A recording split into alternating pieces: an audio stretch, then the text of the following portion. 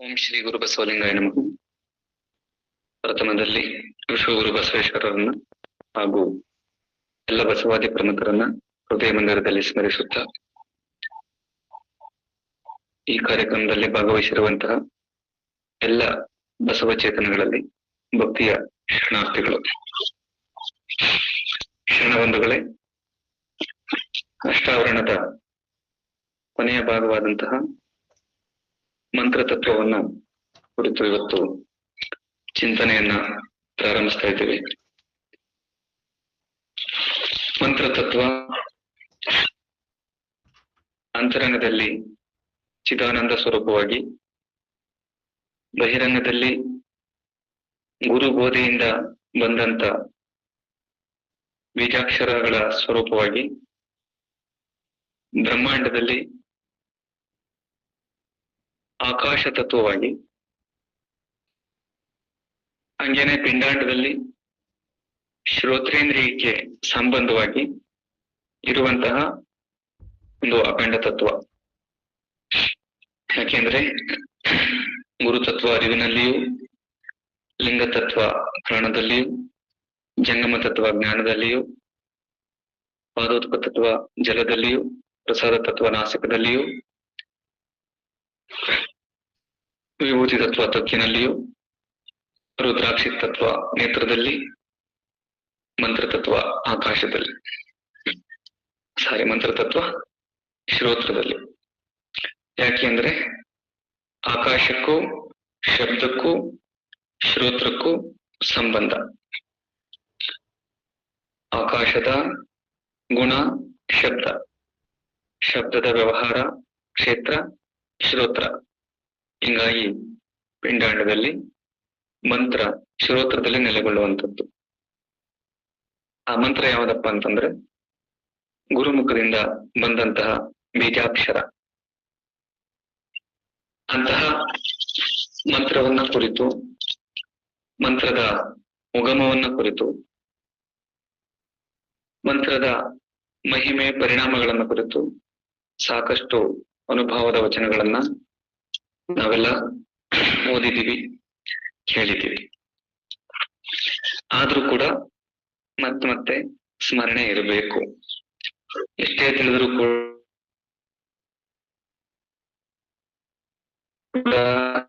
ವಿಚಾರದಲ್ಲಿ ನಿತ್ಯ ಸ್ಮರಣೆ. ಮಂತ್ರ ಉಸಿರೇ ಮಂತ್ರ ಅಂತಕ್ಕಂಥ ನಿರ್ಣಯ ಶರಣರಲ್ಲಿ. ಯಾಕೆ? ಅದು ಪ್ರಾಣಲಿಂಗ ಸ್ವರೂಪ ಅಂತ. ದೇಹಕ್ಕೆ, ಸ್ಥೂಲ ದೇಹಕ್ಕೆ ಇಷ್ಟಲಿಂಗವನ್ನ ಆಯತ ಮಾಡ್ತೀವಿ. ಆ ಇಷ್ಟಲಿಂಗ ಅಂಗದಿಂದ ಅಗಲದಂತೆ ಜಾಗೃತಿ ವಹಿಸ್ತೀವಿ. ಆದ್ರೆ ಅಂಗದ ಮೇಲೆ ಇದ್ದಿದ್ದೇ ಲಿಂಗ ಅಲ್ಲ. ಅಂಗಲಿಂಗ ಸಂಬಂಧವಾದಲ್ಲಿ ಅದು ಲಿಂಗ ಸಂಬಂಧವಲ್ಲ. ಮನಲಿಂಗ ಸಂಬಂಧವಾದದ್ದೇ ಸಂಬಂಧ. ಆ ಕಾರಣಕ್ಕಾಗಿ ಸೂಕ್ಷ್ಮ ಶರೀರದ ಭಾಗವಾದಂತಹ ಮನಸ್ಸಿನಲ್ಲಿ ಆ ಮಂತ್ರವನ್ನ ಸ್ಥೂಲ ದೇಹದ ಮೇಲೆ ಇರುವಂತಹ ಇಷ್ಟಲಿಂಗದಕ್ಕಿಂತಲೂ ಹೆಚ್ಚಾಗಿ ಜೋಪಾನ ಮಾಡಬೇಕಾಗುತ್ತೆ.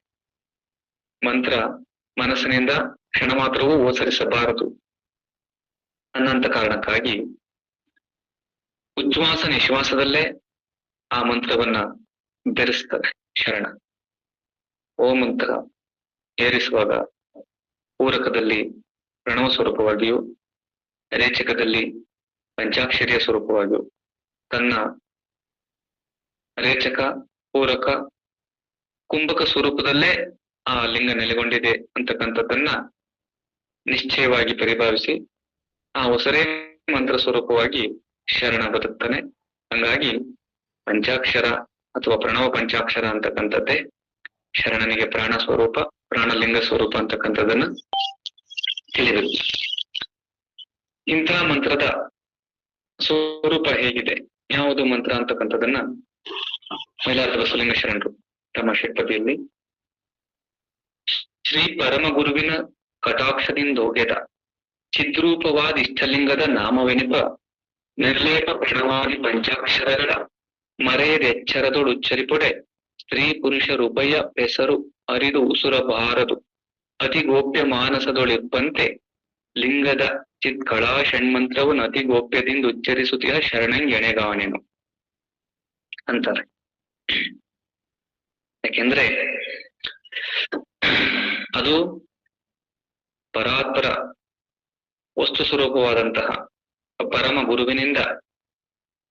ಗುರುವಿನ ಹಸ್ತದಿಂದ ಶಿಷ್ಯನ ಮಸ್ತಕದ ಸಂಯೋಗದಿಂದ ಒಗೆದಂತಹ ಚಿದ್ರೂಪವೇ ತಾನಾದಂತಹ ಇಷ್ಟಲಿಂಗ ಏನಿದೆಯಲ್ಲ, ಆ ಸಾಕಾರ ಸ್ವರೂಪವಾದಂತಹ ಇಷ್ಟಲಿಂಗದ ನಾಮವೇ ಆ ನಿರಾಕಾರ ಸ್ವರೂಪವಾದಂತಹ ಮಂತ್ರ. ಯಾಕೆಂದ್ರೆ ವಸ್ತು ಮಧ್ಯೆ ನಾಮ, ನಾಮ ಮಧ್ಯೆ ವಸ್ತು ಹೆಂಗಿದೆಯೋ ಹಂಗೆ ಮಂತ್ರ ಮಧ್ಯೆ ಲಿಂಗ, ಲಿಂಗ ಮಧ್ಯೆ ಮಂತ್ರ ಇರುವುದು ಸತ್ಯ. ಈ ಕಾರಣಕ್ಕಾಗಿ ಇಷ್ಟಲಿಂಗದ ಆ ಮಂತ್ರ ಅಂತಕ್ಕಂಥದ್ದು ಅದು ಇಷ್ಟಲಿಂಗದ ನಾಮ, ಇಷ್ಟಲಿಂಗದ ಹೆಸರು, ಇಷ್ಟಲಿಂಗದ ನಿರಾಕಾರ, ಇಷ್ಟಲಿಂಗದ ಚೈತನ್ಯ. ಈ ಪ್ರಕಾರದಲ್ಲಿ ಮಂತ್ರ ಅಂತಕ್ಕಂಥದ್ದನ್ನ ಇಷ್ಟಲಿಂಗದ ಹೆಸರು, ಇಷ್ಟಲಿಂಗದ ನಾಮ ಅಂತ ತಿಳಿದು ಅಂತಹ ಆ ಪಂಚಾಕ್ಷರಗಳ ಸ್ವರೂಪವೇ ಈ ಲಿಂಗವಾಗಿದೆ, ಮಂತ್ರವಾಗಿದೆ ಅಂತ ತಿಳಿದು ಪ್ರಣವವೇ ಮೊದಲಾಗಿ ಪಂಚಾಕ್ಷರಗಳ ಸಹಿತವಾಗಿ ಆ ಷಡಕ್ಷರ ಮಂತ್ರವನ್ನ, ಯಾಕೆಂದ್ರೆ ಪ್ರಣವ ಅಂತಕ್ಕಂಥದ್ದು ಚೈತನ್ಯ ಸ್ವರೂಪವಾದಂತಹ ತತ್ವ, ಪಂಚಾಕ್ಷರ ಅಂತಕ್ಕಂಥವು ಪಂಚಭೂತಗಳ ಸಂಕೇತ. ಆ ಪ್ರಣವದ ಚೈತನ್ಯದಿಂದ ಪಂಚಾಕ್ಷರಗಳೆಲ್ಲವೂ ಕೂಡ ಚೈತನ್ಯಾತ್ಮಕವಾಗ್ತವೆ ಅಂತಕ್ಕಂಥದನ್ನ ತಿಳಿಬೇಕು. ಇಂತಹ ಷಣ್ಮಂತ್ರವನ್ನ, ಷಡಕ್ಷರ ಮಂತ್ರವನ್ನ ಮರೆಯದೆ ಎಚ್ಚರದಿಂದ ಉಚ್ಚರಿಪುಡೆ. ಅದ್ ಹೆಂಗಿರ್ಬೇಕು, ಯಾವ ರೀತಿಯಾಗಿ ಉಚ್ಚರಿಸ್ಬೇಕು ಅಂತಕ್ಕಂಥದನ್ನ ಹೇಳ್ತಾರೆ.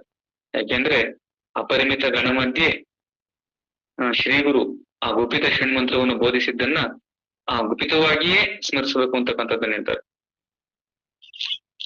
ಅದಕ್ಕಾಗಿ ಸ್ತ್ರೀ ಪುರುಷರು ಉಭಯ ಪೆಸರರಿದು ಸುರಬಾರದು, ಅತಿ ಗೋಪ್ಯ ಮಾನಸದೊಳಿರ್ಬಂತೆ. ಏನು ಅದರ ಸಂಬಂಧ, ಮಂತ್ರದ ಸಂಬಂಧ, ಮಂತ್ರವನ್ನ ಸ್ಮರಿಸುವಂತಹ ರೀತಿ ಅದು ತೋರಿಕೆಗಾಗಿ ಆಗಬಾರದು, ಅದು ಆಂತರಿಕ ಪ್ರಗತಿಗಾಗಿ, ಅದು ಸ್ತ್ರೀ ಪುರುಷರ ಊಟದ ಸಂಬಂಧ ಹೆಂಗೆ ಗೋಪ್ಯವೋ ಅಷ್ಟೇ ಮಾನಸದಲ್ಲಿ ಅದನ್ನ ಎಚ್ಚರಿಕೆಯಿಂದ ಗೋಪ್ಯವಾಗಿಟ್ಕೊಂಡು ಮರೆಯದೆ, ಅಂದ್ರೆ ಮರಿವಿಗೆಡೆ ಆದ್ರೆ ಮಂತ್ರ ಭಿನ್ನ ಆಯ್ತು ಅಂದ್ರೆ ಎಲ್ಲವೂ ಭಿನ್ನ. ಮಂತ್ರ ಭಿನ್ನವಾಗದಂಗೆ ಇರ್ಬೇಕು ಅಂತಂದ್ರೆ 21,600 ಬಾರಿಯ ಉಚ್ಛ್ವಾಸ ನಿಶ್ವಾಸಗಳೇ ಮಂತ್ರ ಸ್ವರೂಪವಾದಾಗ ಮಾತ್ರ ಮಂತ್ರ ಅಭಿನ್ನವಾಗಿ ನಮ್ ಜೊತೆ ಮಂತ್ರದ ಸಂಬಂಧ ಇರ್ಲಿಕ್ಕೆ ಸಾಧ್ಯ. ಹಿಂಗೆ ಅಂತಹ ಚಿತ್ಕಳ ಸ್ವರೂಪವೇ ಷಣ್ಮಂತ್ರ, ಆ ಚಿತ್ಕಳ ಸ್ವರೂಪವೇ ಲಿಂಗ, ಆ ಲಿಂಗದ ನಾಮವೇ ಚಿತ್ಕಳೆಯನ್ನ ಹೊತ್ತಂತಹ ಷಣ್ಮಂತ್ರ. ಇಂತಹ ಮಂತ್ರವನ್ನ ಅತಿ ಗೋಪ್ಯದಿಂದ ಸದಾಕಾಲವೂ ಉಚ್ಚರಿಸುವಂತಹ ಶರಣ. ಮಂತ್ರ ಸ್ಮರಣೆ ಮನಸ್ಸಿನಲ್ಲಿ ಎಡವಿಡದೆ ನೆಲೆಗೊಂಡಂತಹ ಶರಣನಿಗೆ ಸರಿಸಮಾನವಾದದ್ದು, ಸರಿಸಾಟಿಯಾದದ್ದು ಮತ್ತೊಂದು ಇಲ್ಲ. ಆ ಮಂತ್ರವನ್ನ ಸದಾಕಾಲ ಸ್ಮರಣೆ ಮಾಡುವಂತಹ ಶರಣನೇ ಅತ್ಯಧಿಕ, ಅದಕ್ಕಿಂತ ಮಿಗಿಲಾದದ್ದು ಮತ್ತೊಂದು ಇಲ್ಲ. ಹಿಂಗೆ ಅದಕ್ಕಾಗಿ ಶರಣನಿಗೆ ಮಂತ್ರದ ಬಗ್ಗೆ ಜಾಗೃತಿ, ಮಂತ್ರದ ಬಗ್ಗೆ ವಿಶ್ವಾಸ ಹೆಂಗಿರ್ಬೇಕು ಅಂತಕ್ಕಂಥದ್ದನ್ನ ನಾವು ಗಮನಿಸ್ಬೇಕು. ಶಿವನಲ್ಲದೆ ಬೇರೆ ದೈವವಿಲ್ಲ ನೋಡ ಎನಗೆ, ಶಿವಮಂತ್ರವಲ್ಲದೆ ಬೇರೆ ಮಂತ್ರವಿಲ್ಲ ನೋಡ ಎನಗೆ. ಇದು ಕಾರಣ ಓಂ ನಮಃ ಶಿವಾಯ, ಓಂ ನಮಃ ಶಿವಾಯ, ಓಂ ನಮಃ ಶಿವಾಯ ಎಂಬ ಷಡಕ್ಷರ ಮಂತ್ರವ ಸದಾಕಾಲ ಸದಾ ಸನ್ನಿಹಿತನಾಗಿ ಜಪಿಸುತ್ತಿದ್ದೇನು ಕಾಣ ಮಹಾಲಿಂಗ ಗುರು ಶಿವಸಿದ್ದೇಶ್ವರ ಪ್ರಭುವೆ. ಮಂತ್ರವನ್ನ ಜಪಿಸೋದು ಬೇರೆ, ಸನ್ನಿಹಿತನಾಗಿ ಜಪಿಸ ಅಂತದ್ದು ಬೇರೆ. ಅಲ್ಲಿ ನಿಷ್ಠೆ ಹೇಗಿರ್ಬೇಕು, ಶಿವನಲ್ಲದೆ ಬೇರೆ ದೈವವಿಲ್ಲ, ಇದೇ ನಿಷ್ಠೆ. ಶಿವಮಂತ್ರವಲ್ಲದೆ ಬೇರೆ ಮಂತ್ರವಿಲ್ಲ. ಯಾಕೆಂದ್ರೆ ಇಲ್ಲಿ 7 ಕೋಟಿ ಮಹಾಮಂತ್ರ, ಅನೇಕ ಕೋಟಿ ಉಪಮಂತ್ರಗಳಿದ್ದಾವೆ ಅಂತ ಹೇಳ್ತಾರೆ. ಆ ಎಲ್ಲಕ್ಕೂ ಕೂಡ ಮಾತೃ ಸ್ವರೂಪವಾದದ್ದೇ ಈ ಪ್ರಣವ ಪಂಚಾಕ್ಷರಿಗಳು ಅಂತಕ್ಕಂಥದ್ದನ್ನ ಶರಣರು ನಿಶ್ಚಯವಾಗಿ ಹೇಳ್ತಾರೆ. ಯಾಕೆಂದ್ರೆ ಸೀಮೆ ಸಂಬಂಧಗಳ ಮೀರಿದ ಮಂತ್ರಕ್ಕೆ ರಾಜಮಂತ್ರವು ತಾನು ಪಂಚಾಕ್ಷರಿ. ಸಿದ್ದರಾಮೇಶ್ವರ ಹೇಳ್ತಾರೆ, ಪಂಚಾಕ್ಷರಿಯ ಗುಣದ ಬಸವಾಕ್ಷರ ತ್ರಯದ ಸತ್ವ ಬಿಡಿದು ಆನಂದ ತ್ರೈಲಿಂಗ ಮೂಲಕ್ಕೆ ಬಸವಾಕ್ಷರವೂ ತಾನು ಮಾತೆಯಯ್ಯ ಕಪಿಲಸಿದ್ಧ ಮಲ್ಲಿಕಾರ್ಜುನ ಅಂತ. ಇದು ಸೀಮೆ ಸಂಬಂಧಗಳ ಮೀರಿದಂತಹ ಮಂತ್ರ. ಯಾಕೆಂದ್ರೆ ಇನ್ನು ಬೇರೆ ಬೇರೆ ಅನೇಕ ಕೋಟಿ ಉಪಮಂತ್ರಗಳು, ಸಪ್ತಕೋಟಿ ಮಹಾಮಂತ್ರಗಳ ಪರಿಣಾಮದಿಂದ ಫಲಪದಗಳು ದೊರೆಯಬಹುದೇ ಹೊರತು ಸೀಮೆಯನ್ನ ಮೀರಿ ನಿಸ್ಸೀಮನಾಗಲಿಕ್ಕೆ ಸಾಧ್ಯ ಇಲ್ಲ. ನಿಸ್ಸೀಮ ಪರತತ್ವವನ್ನ ಐದಲಿಕ್ಕೆ ಅದು ದಾರಿ ಕೊಡಂಗಿಲ್ಲ. ಅದಕ್ಕಾಗಿ ಶಿವನಲ್ಲದೆ ಬೇರೆ ದೈವ ಇಲ್ಲ, ಶಿವಮಂತ್ರವಲ್ಲದೆ ಬೇರೆ ಮತ್ತೊಂದು ಮಂತ್ರ ಇಲ್ಲ. ನಿಮ್ಮ ನಾಮ ಸ್ಮರಣೆಗೆ ಯೋಗ್ಯ ಅಂತ ತಿಳಿದು ಆ ಸದಾಕಾಲ ಆ ಮಂತ್ರವನ್ನ ಎಡಬಿಡದೆ ಜಪಿಸ್ತಾ ಜಪಿಸ್ತಾ ಜಪಿಸ್ತಾ ಭವಸಾಗರವನ್ನ ದಾಟ್ಲಿಕ್ಕೆ ಅವಕಾಶ ಇದೆ ಅಂತಕ್ಕಂಥ ಅನುಭವವನ್ನು ನಾವು ಶರಣರಲ್ಲಿ ಕಾಣಬಹುದು. ಯಾಕೆಂದ್ರೆ ಶಿವ ಶಿವ ಎಂಬುದು ಭವದುರಿತ ದೋಟ ಕಂಡಯ್ಯ, ಹರಹರ ಎಂಬುದು ಹರಣದ ಮರಣವ ತೊಡಕನ್ನು ಪರಿಹರಿಸುವುದು ನೋಡ ಅಂತಾರೆ. ಹರಣದ ತೊಡಕಿನ ಮರಣವ ಪರಿಹರಿಸುವುದು ನೋಡ. ಇದು ಕಾರಣ. ನಡೆಯುತ್ತಾ ನುಡಿಯುತ್ತಾ ಸರ್ವ ಅವಸ್ಥೆಯಲ್ಲಿಯೂ ಓಂ ನಮ ಶಿವಾಯ, ಓಂ ನಮ ಶಿವಾಯ, ಓಂ ನಮ ಶಿವಾಯ ಎಂಬ ಪ್ರಣವ ಪಂಚಾಕ್ಷರಿಯನ್ನೇ ಜಪಿಸುತ್ತಿದ್ದೆನು ಕಾಣ ಮಹಾಲಿಂಗ ಗುರು ಶಿವಸಿದ್ದೇಶ್ವರ ಪ್ರಭು. ಶಿವ ಶಿವ ಅಂತಕ್ಕಂಥ ಶಬ್ದ ಯಾಕೆಂದ್ರೆ ಈ ಎರಡಕ್ಷರದ ಪರಿಣಾಮ ಭವವನ್ನ ದೂರ ಮಾಡುತ್ತೆ. ಸದಾಕಾಲ ಮನಸ್ಸಲ್ಲಿ ಶಿವ ಅಂತಕ್ಕಂಥ ಶಬ್ದ ನೆಲೆಗೊಂಡಿದ್ದಾದ್ರೆ, ಯಾಕೆಂದ್ರೆ ಶಿವ ಅಂತಕ್ಕಂಥದ್ದು ಲಿಂಗ ಅಂತ. ಲಿಂಗ ಓಂ ನಮ ಶಿವಾಯ ಅಂತ, ಶಿವ ಅಂದ್ರೆ ಬೇರೆ ಅಲ್ಲ. ಹಿಂಗೆ ಶಿವ ಶಿವ ಶಿವ ಶಿವ ಶಿವ ಶಿವ ಅಂತಕ್ಕಂಥ ರೀತಿ ಶಿವಸ್ಮರಣೆಯಲ್ಲದೆ ಮತ್ತೊಂದು ಸ್ಮರಣೆಯನ್ನ ತಂದುಕೊಳ್ಳಲಾರದಂತಹ ಮನಸ್ಸಿನ ನಿಶ್ಚಲ ಸ್ಥಿತಿ ಭವದುರಿತದ ಓಟ ಕಂಡಯ್ಯ. ಶಿವ ಶಿವ ಅಂತಕ್ಕಂಥ ಶಬ್ದವನ್ನ ಕೇಳ್ತಾ ಕೇಳ್ತಾ ಭವಬಂಧನಗಳು ತಾವೇ ದೂರ ಸರಿತವೆ. ಹರಣದ ಮರಣದ ತೊಡಕನ್ನು ಪರಿಹರಿಸುವುದು. ಯಾಕೆಂದ್ರೆ ನಿಜವಾಗ್ಲೂ ಯೋಚನೆ ಮಾಡಿದಾಗ ಎಲ್ಲರಲ್ಲಿರುವಂತಹ ಚೈತನ್ಯ ಶಿವಾಂಶಿಕವಾದದ್ದು, ಅಮೃತ ಸ್ವರೂಪವಾದದ್ದು. ಅದು ಎಂದೆಂದಿಗೂ ಅಳಿವಿಲ್ಲದ ಸ್ವರೂಪ. ಅದು ತದ್ರೂಪ, ಪರವಸ್ತುವಿನ ತದ್ರೂಪ. ಎಲ್ಲರಲ್ಲಿರುವಂಥದ್ದು ಆ ಷಣ್ಮಂತ್ರದ ಚಿತ್ಕಳೆನೆ ಹೌದು ಪ್ರಾಣ ಸ್ವರೂಪವಾಗಿ. ಹಿಂಗಿರ್ಬೇಕಾದ್ರೆ ಮರವೆಯಿಂದ, ಆ ಮಂತ್ರದ ಮರವೆಯಿಂದ ಇದಕ್ಕೆ ಮರಣ ಅಂತಕ್ಕಂಥ ತೊಡಕು.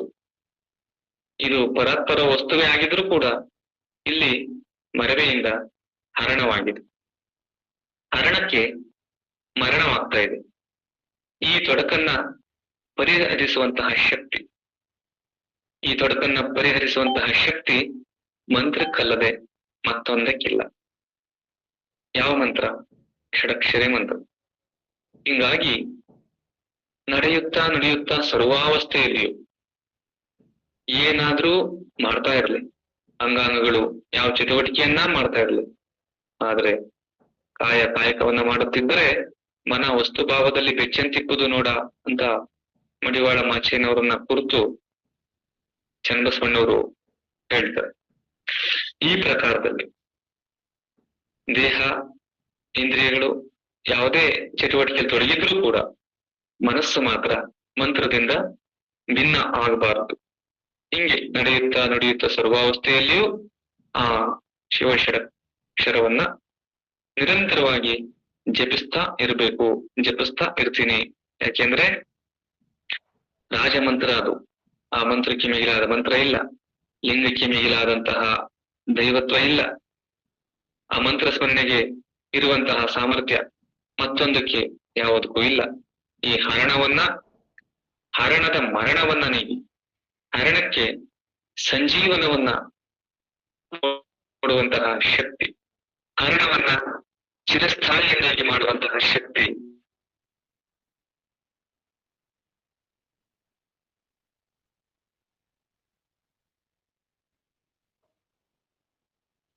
ಸರಿ ಕೇಳಿಸ್ತಾ ಇಲ್ಲ ಕಣ್ರಪ್ಪ.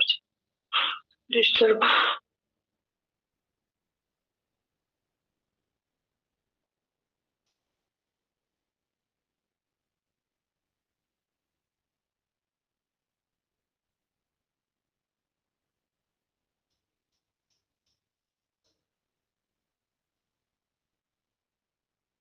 ಅಲೋ, ಕೇಳಿಸ್ತಾ ಇಲ್ಲ.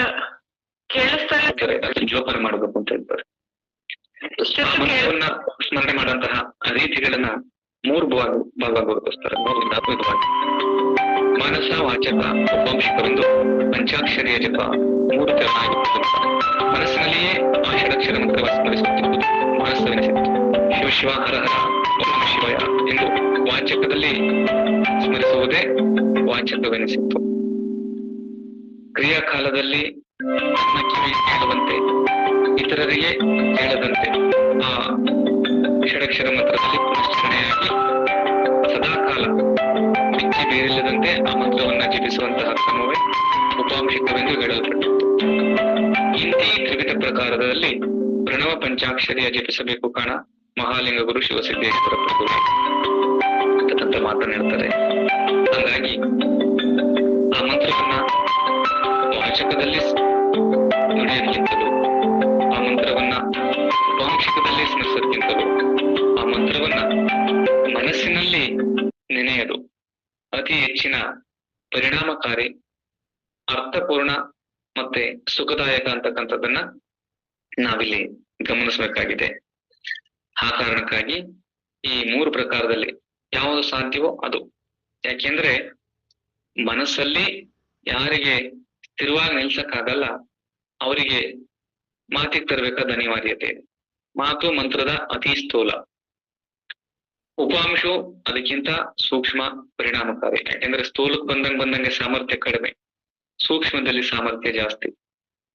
ಆ ಕಾರಣಕ್ಕಾಗಿ ಮಾತಿನಿಗಿಂತ ಉಪಾಂಶಿಕ ಒಳ್ಳೆಯದು, ಉಪಾಂಶಗಿಂತ ಮತ್ತೊಬ್ಬರಿಗೆ ಕೇಳುವಂತೆ ಜಪಿಸುವಂಥದ್ದೇ ವಾಚಕ, ತನ್ನ ಕಿವಿಗೆ ಕೇಳುವಂತೆ ಜಪಿಸುವಂಥದ್ದೇ ಉಪಾಂಶು, ತನ್ನ ಮನಸ್ಸಲ್ಲಿ ಎಡೆಬಿಡದೆ ನೆನೆಯುವಂಥದ್ದೇ ಮಾನಸ. ಈ ಮಾನಸದಲ್ಲಿ ಎಚ್ಚರಿಕೆಯಿಂದ ಸ್ಮರಿಸುವಂತಹ ರೀತಿ ಇದೆಯಲ್ಲ, ಅದು ಹೆಚ್ಚಿನ ಪರಿಣಾಮ ಅಂತಕ್ಕಂಥದ್ದನ್ನ ಹೇಳ್ತಾರೆ.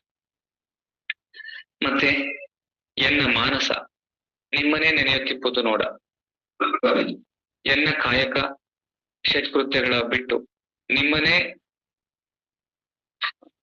ಎನ್ನ ಕಾಯಕ ಷಟ್ಕೃತ್ಯಗಳನ್ನ ಬಿಟ್ಟು ನಿಮ್ಮನೆ, ಎನ್ನ ವಾಚಕ ನಿಮ್ಮನೆ ಕೀರ್ತಿಸುತ್ತಿಪ್ಪುದು ನೋಡ, ಎನ್ನ ಕಾಯಕ ಷಟ್ಕೃತ್ಯಗಳನ್ನ ಬಿಟ್ಟು ನಿಮ್ಮ ಸತ್ಕ್ರಿಯೆಯನ್ನೇ ಮಾಡುತ್ತಿಪ್ಪುದು ನೋಡ. ಇದು ಕಾರಣ ಶಿವ ಶಿವ ಶಿವ ಶಿವ ಎಂದು ಷಡಕ್ಷರ ಮಂತ್ರವನ್ನೇ ಸ್ಮರಿಸಿ ನಾನು ಭವಸಾಗರವ ದಾಟಿ ಭಕ್ತನಾಥನ ಕಾಣ ಮಹಾಲಿಂಗ ಗುರು ಶಿವಸಿದ್ದೇಶ್ವರ ಪ್ರಭುವೆ ಅಂತಾರೆ. ಹಿಂಗೆ ಮಂತ್ರ ಏನಿದೆಯೋ, ಯಾಕೆಂದ್ರೆ ಮನಸ್ಸಲ್ಲಿ ಇದ್ದಿದ್ದೇ ವಚನದಲ್ಲಿ ಬರುವಂಥದ್ದು, ಮನಸ್ಸಲ್ಲಿ ಇದ್ದಿದ್ದೇ ವಚನದಲ್ಲಿ ಬರುವಂತದ್ದಾದಂತಹ ಕಾರಣಕ್ಕಾಗಿ ಮನಸ್ಸಲ್ಲಿ ಏನನ್ನ ನೆನೆತೀವೋ ಅದು ಮಾತಲ್ಲಿ ಬರುತ್ತೆ, ಮಾತಲ್ಲಿ ಏನನ್ನ ಹಾಡ್ತೀವೋ ಅದು ಕೃತಿಯಲ್ಲಿ ಮೂಡುತ್ತೆ ಅಂತಕ್ಕಂಥದ್ದನ್ನ ತಿಳಿದು, ಮನಸ್ಸು ಪ್ರಕೃತಿ ಮುಖವಾದಂತಹ ಮನಸ್ಸು ಇಂದ್ರಿಯಗಳ ಬಳಿ ಬಿಡಿದು ವಿಷಯದಾಹಿಯಾಗಿ ವಿಷಯ ಪ್ರಪಂಚದ ವ್ಯವಹಾರದಲ್ಲಿ ಮಗ್ನ. ಅಂತಹ ಮನಸ್ಸೀಗ ಶರಣಂದು ಹಂಗೆಲ್ಲ ಚೆಲ್ಲಾಡದಂತೆ ಮಂತ್ರದಲ್ಲಿ ನೆಲೆಗೊಂಡಿದೆ. ಹಂಗಾಗಿ ಮನಸ್ಸಲ್ಲಿ ಆ ಪರಮಾತ್ಮ ಅನುಭವ ಎಲ್ಲಿ ಸರಿಗೊಂಡಿದೆಯೋ ಅಲ್ಲಿ ಮಾತಿನ ಮೂಲಕ ಹೊಮ್ಮುವಂಥದ್ದು ಮಂತ್ರವೇ ಹೊರತು ಬೇರೆ ಅಲ್ಲ. ಮಾತಿನ ಮೂಲಕ ಮಂತ್ರ ಎಲ್ಲಿ ಹೊಮ್ಮುತ್ತೋ ಅಲ್ಲಿ ತನ್ನ ಕೃತ್ಯದ ಮೂಲಕ ಶಿವ ಸತ್ಕ್ರಿಯೆಗಳೇ ನಡೀತವೆ.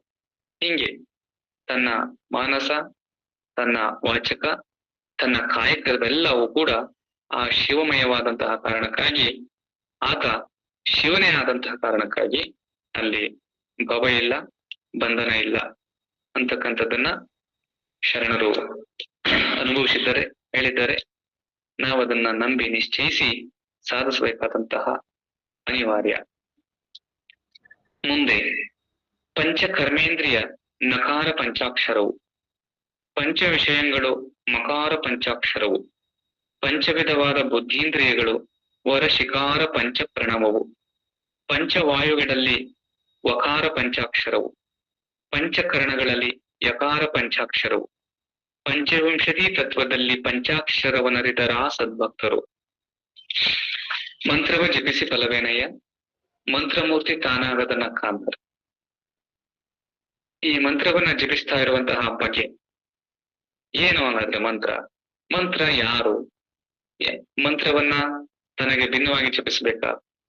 ಮಂತ್ರವನ್ನ ನನ್ನೊಳಗೆ ಅರಿತು ಅನುಭವಿಸಿ ಜಪಿಸ್ಬೇಕಾ? ಇದು ಬಹಳ ವಿಶೇಷ. ಅನೇಕ ಜನ ಸ್ಮರಣೆಯನ್ನ ಭಿನ್ನವಿಟ್ಟೆ ಮಾಡ್ತಾರೆ, ಮಂತ್ರವನ್ನ ಭಿನ್ನವಿಟ್ಟೆ ಸ್ಮರಿಸ್ತಾರೆ. ಶರಣರಲ್ಲಿ ಮಾತ್ರ ಹಂಗಿಲ್ಲ. ಶರಣರಲ್ಲಿ ಆ ಮಂತ್ರ ಮೂರ್ತಿಯೇ ತಾನು, ಆ ತತ್ವಮೂರ್ತಿಯೇ ತಾನು. ಆ ಕಾರಣಕ್ಕಾಗಿ ಏನು ಪಂಚವಿಂಶತಿ ತತ್ವಗಳೇನಿದ್ದಾವಲ್ಲ, ಪಂಚಭೂತಗಳು, ಪಂಚೀಕೃತಿಯ ನೈದಿ ಪಂಚವಿಂಶತಿ ತತ್ವವಾದ ಈ ಕಾಯದ ಸ್ವರೂಪ ಹೆಂಗೆ ಮಂತ್ರಮಯವಾಗಿದೆ ಅಂತಕ್ಕಂಥದ್ದನ್ನ ಹೇಳ್ತಾರೆ.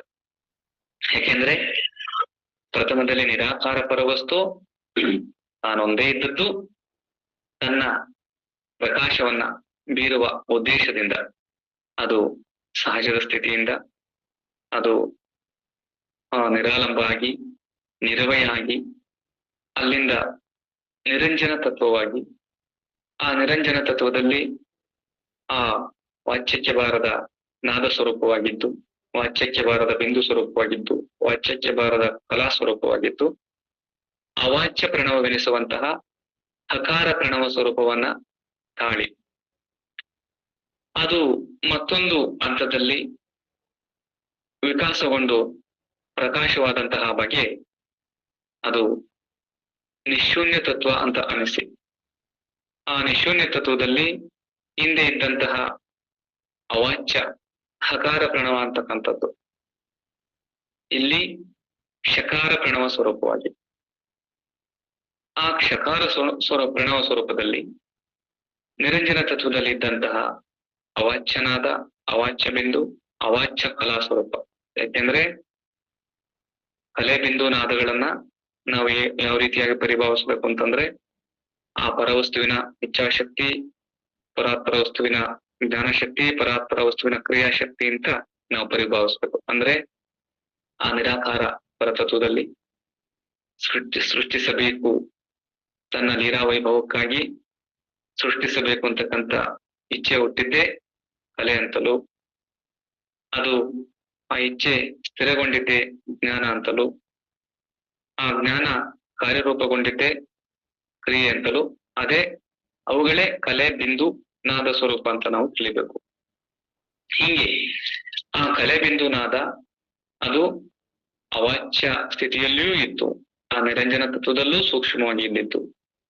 ಇನ್ನ ಆ ನಿರಂಜನ ತತ್ವದಲ್ಲಿದ್ದಂತಹ ವಾಚ್ಯಕ್ಕೆ ಬಾರದ ಕಲೆ ಈ ನಿಶೂನ್ಯ ತತ್ವದಲ್ಲಿ ಅಥವಾ ಶಿಖಾಚಕ್ರದಲ್ಲಿ ಅದು ಚಿತ್ಕಲೆಯಾಗಿ ಪರಿಣಮಿಸಿ,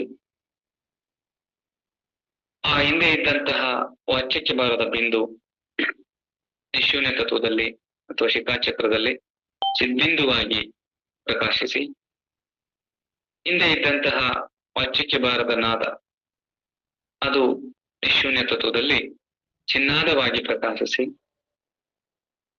ಆ ಚಿತ್ಕಲೆಯೇ ಅತಿ ಸೂಕ್ಷ್ಮವಾಗಿ, ಚಿದ್ಬಿಂದುವೇ ಸೂಕ್ಷ್ಮವಾಗಿ, ಚಿನ್ನಾದವೇ ಸ್ಥೂಲವಾಗಿ, ಅಂದ್ರೆ ಇದು ನಿಶೂನ್ಯ ತತ್ವದಲ್ಲಿ, ಅದು ಆ ಚಿನ್ನಾದವೇ ಬಕಾರ ಸ್ವರೂಪವೆಂತಲೂ, ಚಿದ್ಬಿಂದುವೇ ಸಕಾರ ಸ್ವರೂಪವೆಂತಲೂ, ಚಿತ್ಕಲೆಯೇ ವಕಾರ ಸ್ವರೂಪವೆಂತಲೂ ಈ ಬಸವ ಸ್ವರೂಪವಾಗಿ ಪ್ರಕಾಶಗೊಂಡಿದ್ದು ನಿಶೂನ್ಯ ತತ್ವದಲ್ಲಿ. ಅದು ಶರಣನಿಗೆ ಚಕ್ರದಲ್ಲಿ ಸಂಬಂಧ ಅಂತಕ್ಕಂಥದ್ದನ್ನ ನಿರ್ಣಯಿಸಬೇಕು. ಆ ಶಿಖಾಚಕ್ರ ಅಥವಾ ನಿಶೂನ್ಯ ತತ್ವ ಮತ್ತೊಂದು ಹಂತದಲ್ಲಿ ವಿಕಾಸಗೊಂಡು ಪ್ರಕಾಶಗೊಂಡದ್ದೇ ನಿಷ್ಕಲ ತತ್ವವೆಂದು, ಅದು ಶರಣನ ಬ್ರಹ್ಮಚಕ್ರವೆಂದು. ಆ ನಿಷ್ಕಲ ತತ್ವದಲ್ಲಿ ಮೂಲ ಬೀಜಾಕ್ಷರ ಬಕಾರ ಪ್ರಣವ, ಇಲ್ಲಿ ಕ್ಷಕಾರ ಪ್ರಣವ ಇದ್ದಿದ್ದು ಇಲ್ಲಿ ಬಕಾರ ಪ್ರಣವ ಅಂತ. ಹಿಂದೆ ಇದ್ದಂತಹ ಚಿನ್ನಾದ ಚಿದ್ಬಿಂದು ಚಿತ್ಕಲೆಗಳೇ ಇಲ್ಲಿ ಶಿಖಾಚಕ್ರದಲ್ಲಿ ನಾದ ಬಿಂದು ಕಲೆ ಅಂತಕ್ಕಂಥ ಮತ್ತಷ್ಟು ಸ್ಥೂಲ ರೂಪವನ್ನು ತಾಳಿ ಆ ನಾದ ಬಿಂದು ಕಲೆಗಳೇ ಹಿಂದೆ ಇದ್ದಂತಹ ಚಿನ್ನಾದ ಸ್ವರೂಪವಾದ ಬಕಾರವೇ ಇಲ್ಲಿ ನಾದದಲ್ಲಿ ಆಕಾರವಾಗಿ, ಹಿಂದೆ ಇದ್ದಂತಹ ಚಿದ್ಬಿಂದು ಸ್ವರೂಪವಾದಂತಹ ಸಕಾರವೇ ಇಲ್ಲಿ ಬಿಂದುವಿನಲ್ಲಿ ಉಕಾರ ಸ್ವರೂಪವಾಗಿ, ಹಿಂದೆ ಇದ್ದಂತಹ ಅಥವಾ ನಿಶೂನ್ಯ ತತ್ವದಲ್ಲಿ ಇದ್ದಂತಹ ಚಿತ್ಕಲೆಯೇ ನಿಷ್ಕಲ ತತ್ವದಲ್ಲಿ ಅದು ಕಲೆಯಾಗಿ, ಆ ಚಿತ್ಕಲಾ ಪ್ರಣವ ಹಿಂದೆ ವಕಾರ ಸ್ವರೂಪದಲ್ಲಿದ್ದು ಇಲ್ಲಿ ಮಕಾರ ಸ್ವರೂಪವಾಗಿ, ಆ ಬಕಾರ ಸಕಾರ ಅಪಕಾರಗಳೇ ಅಥವಾ ಚಿನ್ನಾದ ಚಿದ್ಬಿಂದು ಚಿತ್ಕಲೆಗಳೇ ಇಲ್ಲಿ ನಾದ ಬಿಂದು ಕಲೆಗಳಾದವು. ಅಂದ್ರೆ ಅಕಾರವೇ ನಾದ ಅಂತ, ಉಕಾರವೇ ಬಿಂದು ಅಂತಲೂ, ಮಕಾರವೇ ಕಲೆ ಅಂತಲೂ ಶರಣರು ಹೇಳ್ತಾರೆ. ಹಿಂಗೆ ಈ ನಾದ ಬಿಂದು ಕಲೆಯಲ್ಲಿ ಒಂದೊಂದರಲ್ಲಿ ಎರಡೆರಡು ಆಕೃತಿಗಳು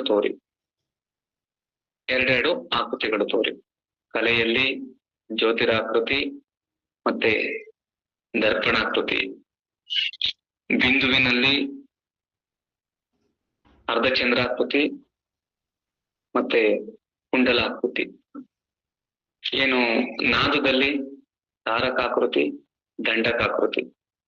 ಹಿಂಗೆ ಆ ಕಲೆ ಬಿಂದು ನಾದಗಳು ಅಥವಾ ನಾದ ಬಿಂದು ಕಲೆಗಳೇ ನಾದದಲ್ಲಿ ತಾರಕಾಕೃತಿ ದಂಡಕಾಕೃತಿ ಅಂತಕ್ಕಂಥ ಎರಡು ಆಕೃತಿಗಳನ್ನ ತಾಳಿ ಆ ನಾದದಲ್ಲಿದ್ದಂತಹ ಅಕಾರ ಸ್ವರೂಪದಲ್ಲಿ ನಕಾರ ಮತ್ತೆ ಮಕಾರ ಅಂತಕ್ಕಂಥ ಎರಡು ಪ್ರಣವಗಳು ಉತ್ಪತ್ತಿಯಾಗಿ ಆ ಪ್ರಣವದಲ್ಲೇ ಪೃಥ್ವಿ ಮತ್ತೆ ಅಪ್ಪು ಅಂತಕ್ಕಂಥದನ್ನ ನಾವು ಭಾವಿಸ್ಬೇಕು.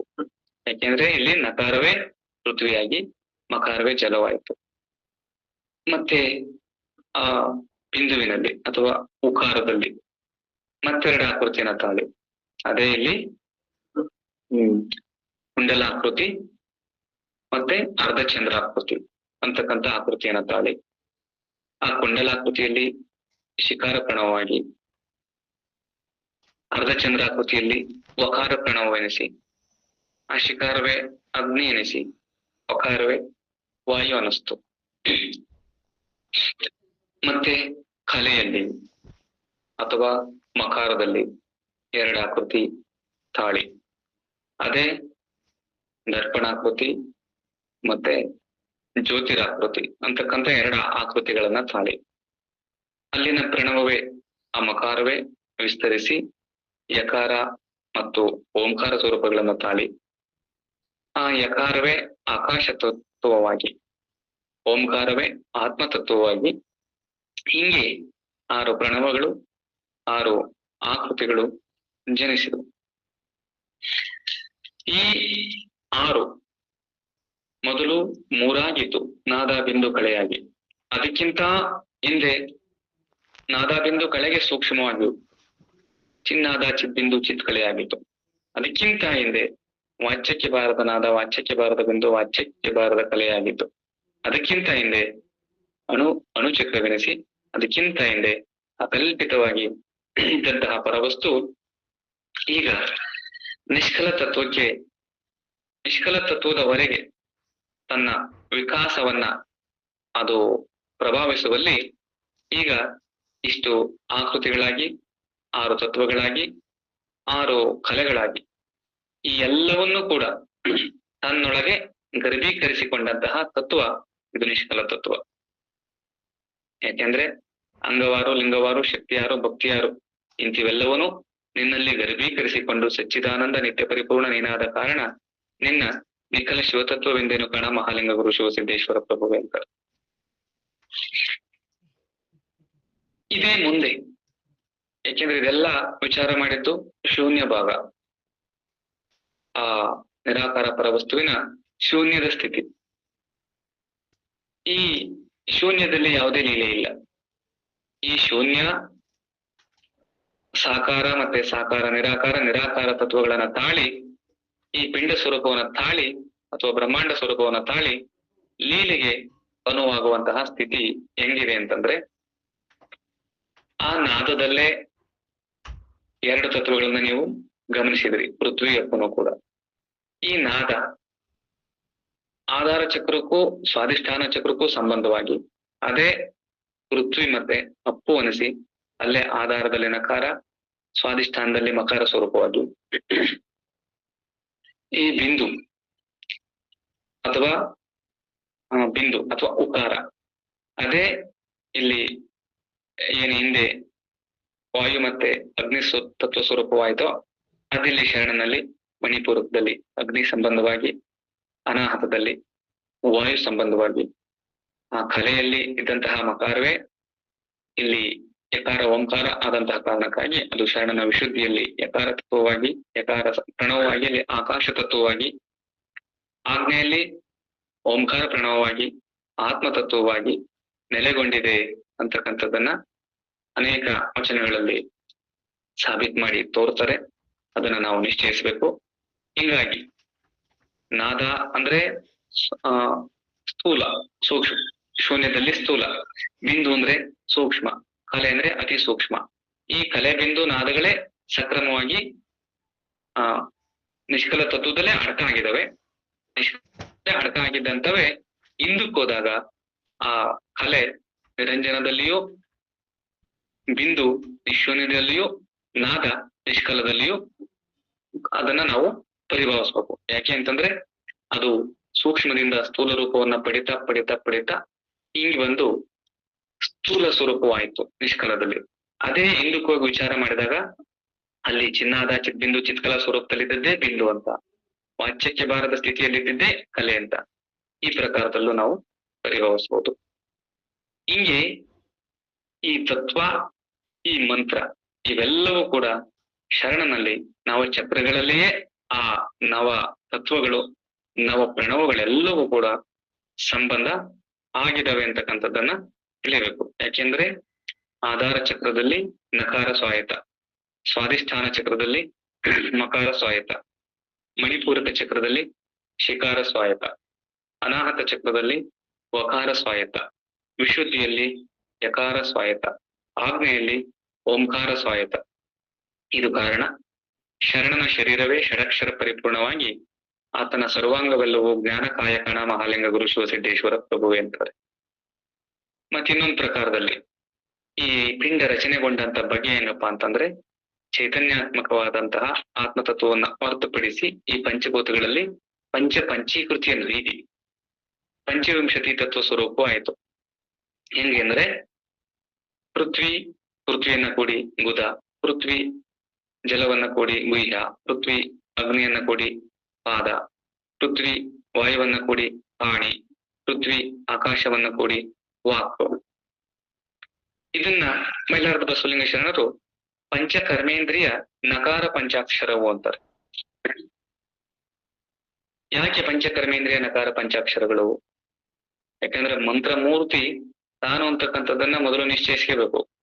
ಏನು ಆಧಾರ, ಸ್ವಾಧಿಷ್ಠಾನ, ಮಣಿಪೂರಕ, ಅನಾಥ, ವಿಶುದ್ಧಿ, ಆಜ್ಞೆ ಅಂತಕ್ಕಂಥ 6 ಚಕ್ರಗಳೇನಿದ್ದಾವೋ ಅದರಲ್ಲಿ ಪಿಂಡಾಂಡದಲ್ಲಿ ಆಧಾರ ಅಂತಕ್ಕಂಥದ್ದು ಪೃಥ್ವಿ ತತ್ವದ ನೆಲೆ ಅಂತದ್ದು, ಸ್ವಾಧಿಷ್ಠಾನ ಅಂತಕ್ಕಂಥದ್ದು ಜಲತತ್ವದ ನೆಲೆ ಅಂತದ್ದು, ಮಣಿಪೂರಕ ಅಂತಕ್ಕಂಥದ್ದು ಅಗ್ನಿ ತತ್ವದ ನೆಲೆ ಅಂತಲೂ, ಅನಾಹತ ಅಂತಕ್ಕಂಥದ್ದು ವಾಯು ತತ್ವದ ನೆಲೆ ಅಂತಲೂ, ವಿಶುದ್ಧಿ ಅಂತಕ್ಕಂಥದ್ದು ಆಕಾಶ ತತ್ವದ ನೆಲೆ ಅಂತಲೂ, ಆಜ್ಞೆ ಅಂತಕ್ಕಂಥದ್ದು ಆತ್ಮ ತತ್ವದ ನೆಲೆ ಅಂತಲೂ ನಾವು ಹಿಂದೆ ಅದನ್ನ ಕಂಡುಕೊಂಡಿದ್ದೀವಿ. ಆ ಕಾರಣಕ್ಕಾಗಿ ಆ ನೆಲೆ ಆದ್ರೂ ಕೂಡ ಪೃಥ್ವಿ ತತ್ವದ ಪ್ರಧಾನ ಭಾಗಗಳ್ಯಾವುವು ಈ ಪಿಂಡದಲ್ಲಿ? ಅವು ಕರ್ಮೇಂದ್ರಿಯಗಳು. ಕರ್ಮೇಂದ್ರಿಯಗಳನ್ನ ಗುದ, ಗುಹ್ಯ, ಪಾದ, ಪಾಣಿ, ವಾಕ್ ಅಂತ ನಾವು ಸಂಬೋಧಿಸುವಂತಿಲ್ಲ. ಯಾಕೆಂದ್ರೆ ಅವೆಲ್ಲವೂ ಮಂತ್ರಮಯವಾಗಿದೆ, ಅವೆಲ್ಲವೂ ಲಿಂಗಮಯವಾಗಿದೆ. ಯಾಕೆಂದ್ರೆ ಪೃಥ್ವಿ ತತ್ವ ಅಂದ್ರೆ ಅದು ಆಚಾರ ಲಿಂಗದ ಕಳೆ, ಬೇರೆ ಅಲ್ಲ. ಆ ಪರಾತ್ಪರ ವಸ್ತು ಪೃಥ್ವಿ ತತ್ವದಲ್ಲಿ ಲೀಲೆಗಿದ್ರೆ, ಪೃಥ್ವಿ ತತ್ವದಲ್ಲಿ ಸಂಚರಿಸಿದ್ರೆ ಅದು ಆಚಾರ ಲಿಂಗ ಅಂತ. ಆಚಾರ ಲಿಂಗ ಪೃಥ್ವಿ ತತ್ವದ ಸಂಕೇತ ಅಂತ, ಪೃಥ್ವಿ ತತ್ವದ ಪ್ರಣವ ನಕಾರ ಅಂತ. ಹಿಂಗಿರ್ಬೇಕಾದ್ರೆ ಅವನ ನಕಾರ ಪಂಚಾಕ್ಷರಗಳು, ನಕಾರದೊಳಗಣ ನಕಾರ, ನಕಾರದೊಳಗಣ ಮಕಾರ, ನಕಾರದೊಳಗಣ ಶಿಕಾರ, ನಕಾರದೊಳಗಣ ವಕಾರ, ನಕಾರದೊಳಗಣ ಯಕಾರ. ಅಂತ ಈ ಪಂಚ ಕರ್ಮೇಂದ್ರಿಯಗಳನ್ನ ನಾವು ಸ್ಮರಿಸ್ಬೇಕು. ಅದಕ್ಕಾಗಿ ಶರಣನಿಗೆ ಪಂಚ ಕರ್ಮೇಂದ್ರಿಯಗಳು ಅಂದ್ರೆ ನಕಾರದೊಳಗಣ ಪಂಚಾಕ್ಷರ. ಯಾಕೆ? ಪೃಥ್ವಿ ಕೂಡಿದ್ದು ನಕಾರದೊಳಗಿನ ನಕಾರ, ಪೃಥ್ವಿ ಜಲ ಕೂಡಿದ್ದು ನಕಾರದೊಳಗಿನ ಮಕಾರ, ಪೃಥ್ವಿ ಅಗ್ನಿ ಕೂಡಿದ್ದು ನಕಾರದೊಳಗಿನ ಶಿಕಾರ, ಪೃಥ್ವಿ ವಾಯುವನ್ನ ಕೂಡಿದ್ದು ನಕಾರದೊಳಗನ ವಕಾರ, ಪೃಥ್ವಿ ಆಕಾಶವನ್ನ ಕೂಡಿದ್ದು ನಕಾರದೊಳಗನ ಯಕಾರ. ಹಿಂಗೆ ಶರಣನಿಗೆ ಪಂಚ ಕರ್ಮೇಂದ್ರಿಯಗಳೇ ನಕಾರ ಪಂಚಾಕ್ಷರಗಳಾಗಿದ್ದಾವೆ. ಮತ್ತೆ ಪಂಚ ವಿಷಯಗಳು ಮಕಾರ ಪಂಚಾಕ್ಷರಗಳು.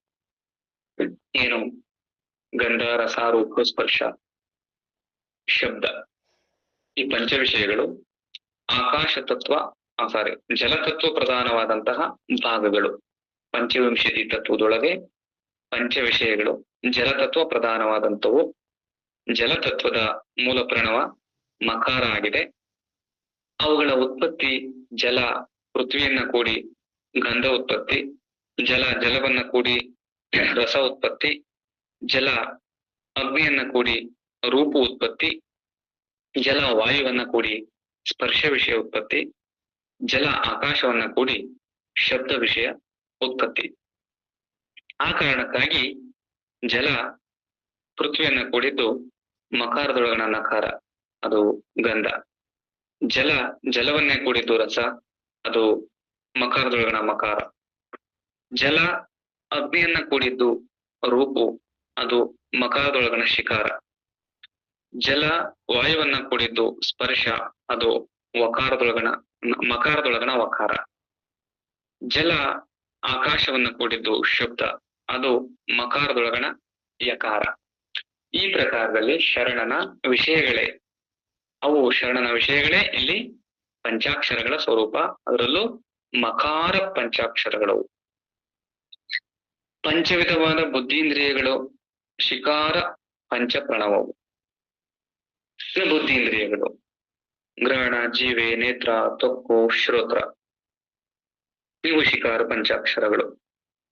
ಈ ಶಿಕಾರ ಪಂಚಾಕ್ಷರಗಳು ಯಾಕೆ ಅಂತಂದ್ರೆ ಈ ಪಿಂಡಾಂಡದಲ್ಲಿ ಇವು ಅಗ್ನಿ ತತ್ವ ಪ್ರಧಾನವಾದಂತಹ ಭಾಗಗಳು.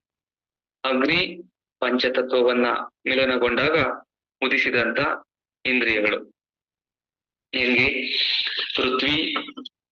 ಅಗ್ನಿ ಪೃಥ್ವಿಯನ್ನ ಕೂಡಿದಲ್ಲಿ ಘ್ರಾಣೇಂದ್ರಿಯ ಜನನ, ಅಗ್ನಿ ಜಲವನ್ನ ಕೂಡಿದಲ್ಲಿ ರಸನೇಂದ್ರಿಯ ಜನನ, ಅಗ್ನಿಯನ್ನೇ ಕೂಡಿದಲ್ಲಿ ನೇತ್ರೇಂದ್ರಿಯ ಜನನ, ಅಗ್ನಿ ವಾಯುವನ್ನ ಕೂಡಿದಲ್ಲಿ ತ್ವಗೀಂದ್ರಿಯ ಜನನ, ಅಗ್ನಿ ಆಕಾಶವನ್ನ ಕೂಡಿದಲ್ಲಿ ಶ್ರೋತ್ರೇಂದ್ರಿಯ ಜನನ.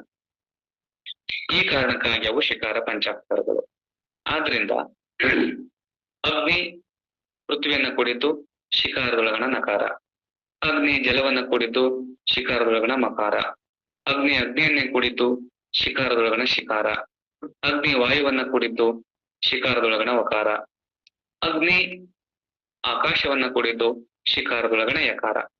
ಹಿಂಗೆ ಗ್ರಹಣ, ಜೀವೆ, ನೇತ್ರ, ತ್ವಕ್ಕು, ಶ್ರೋತ್ರ ಇವೆಲ್ಲವೂ ಕೂಡ ಶಿಕಾರ ಪಂಚಾಕ್ಷರಗಳಾದವು.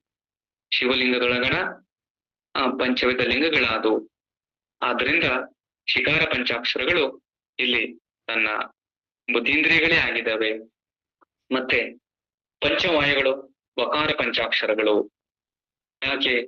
ಪಂಚವಾಯುಗಳು ಪ್ರಾಣ, ಅಪಾನ, ವ್ಯಾನ, ಉದಾನ, ಸಮಾನ ಅಂತಕ್ಕಂಥ ಪಂಚವಾಯುಗಳು ಈ ದೇಹದಲ್ಲಿ ವಾಯು ತತ್ವ ಪ್ರಧಾನವಾದಂತಹ ಭಾಗಗಳು. ವಾಯುವಿನ ಮೂಲ ಪ್ರಣವ ವಕಾರ ಆದಂತಹ ಕಾರಣಕ್ಕಾಗಿ ಅವು ವಕಾರ ಪಂಚಾಕ್ಷರಗಳು. ವಾಯು ಪೃಥ್ವಿಯನ್ನ ಕೂಡಿದ್ದೆ ಪ್ರಾಣವಾಯು ಜನನ, ವಾಯು ಜಲವನ್ನ ಕೂಡಿದ್ದೆ ಅಪಾನ ವಾಯುವಿನ ಜನನ, ವಾಯು ಅಗ್ನಿಯನ್ನ ಕೂಡಿದ್ದೆ ವ್ಯಾನ ವಾಯುವಿನ ಜನನ, ವಾಯುವನ್ನ ಕೂಡಿದ್ದು ಸಮಾನ ವಾಯು ಉದಾನ ವಾಯುವಿನ ಜನನ, ವಾಯು ಆಕಾಶವನ್ನ ಕೂಡಿದ್ದು ಸಮಾನ ವಾಯುವಿನ ಜನನ. ಹಿಂಗಾಗಿ ಇವು ವಾಯು ಪೃಥ್ವಿ ಕೂಡಿದ್ರೆ ಅದು ವಕಾರದೊಳಗಣ ನಕಾರ, ವಾಯು ಜಲವನ್ನ ಕೂಡಿದ್ರೆ ಅದು ವಕಾರದೊಳಗಣ ಮಕಾರ, ವಾಯು ಅಗ್ನಿಯನ್ನ ಕೂಡಿದ್ರೆ ಅದು ವಕಾರದೊಳಗಣ ಶಿಕಾರ, ವಾಯುವನ್ನೇ ಕೂಡಿದ್ರೆ ಅದು ವಕಾರದೊಳಗಣ ವಕಾರ, ವಾಯು ಆಕಾಶವನ್ನ ಕೂಡಿದ್ರೆ ಅದು ವಕಾರದೊಳಗಣ ಯಕಾರ. ಈ ಪ್ರಕಾರದಲ್ಲಿ ಶರಣನ ಪಂಚವಾಯುಗಳಲ್ಲೇ ಪಂಚಾಕ್ಷರಗಳು ವಕಾರ ಪಂಚಾಕ್ಷರಗಳು ನೆಲೆಗೊಂಡಿದ್ದಾವೆ. ಅಂತ ತಿಳಿಬೇಕು. ಮತ್ತೆ ಪಂಚಕರಣಗಳಲ್ಲಿ ಯಕಾರ ಪಂಚಾಕ್ಷರಗಳು. ಏನು ಚಿತ್ತ, ಬುದ್ಧಿ, ಅಹಂಕಾರ, ಮನ, ಜ್ಞಾನ, ಇವು ಪಂಚಕರಣಗಳು. ಯಾಕಂದ್ರೆ ಪಂಚವಿಂಶತಿ ತತ್ವಗಳಲ್ಲಿ ಪಂಚಕರ್ಮೇಂದ್ರಿಯಗಳು, ಪಂಚ ವಿಷಯಗಳು, ಪಂಚಬುದ್ಧೀಂದ್ರಿಯಗಳು, ಪಂಚವಾಯುಗಳು, ಪಂಚಕರಣಗಳು. ಈ ಪಂಚಕರಣಗಳು ಆಕಾಶ ತತ್ವ ಪ್ರಧಾನವಾದಂಥವು ಈ ಪಿಂಡಾಂಡದಲ್ಲಿ.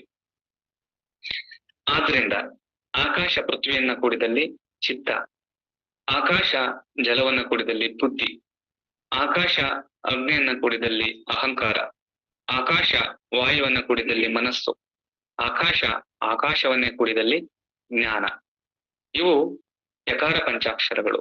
ಯಾಕೆಂದರೆ ಆಕಾಶ ಪೃಥ್ವಿ ಕೂಡಿದ್ರೆ ಅದು ಯಕಾರದೊಳಗಣ ನಕಾರ, ಅದು ಚಿತ್ತ. ಆಕಾಶ ಜಲವನ್ನ ಕೂಡಿದ್ರೆ ಅದು ಯಕಾರದೊಳಗಣ ಮಕಾರ, ಅದು ಬುದ್ಧಿ. ಆಕಾಶ ಅಗ್ನಿಯನ್ನ ಕೂಡಿದ್ರೆ ಅದು ಯಕಾರದೊಳಗಣ ಶಿಕಾರ, ಅದು ಅಹಂಕಾರ. ಆಕಾಶ ವಾಯುವನ್ನ ಕೂಡಿದ್ರೆ ಅದು ಯಕಾರದೊಳಗಣ ವಕಾರ, ಅದು ಮನಸ್ಸು. ಆಕಾಶವನ್ನೇ ಕೂಡಿದ್ರೆ ಅದು ಯಕಾರದೊಳಗಣ ಯಕಾರ, ಅದು ಜ್ಞಾನ. ಈ ಪ್ರಕಾರದಲ್ಲಿ ಶರಣನ ಚಿತ್ತಗಳು, ಕರ್ಣಗಳು ಯಕಾರ ಪಂಚಾಕ್ಷರಗಳು. ಹೀಗೆ ಶರಣ ತನ್ನ ಪಂಚವಿಂಶತಿ ತತ್ವದೊಳಗೆ ಈ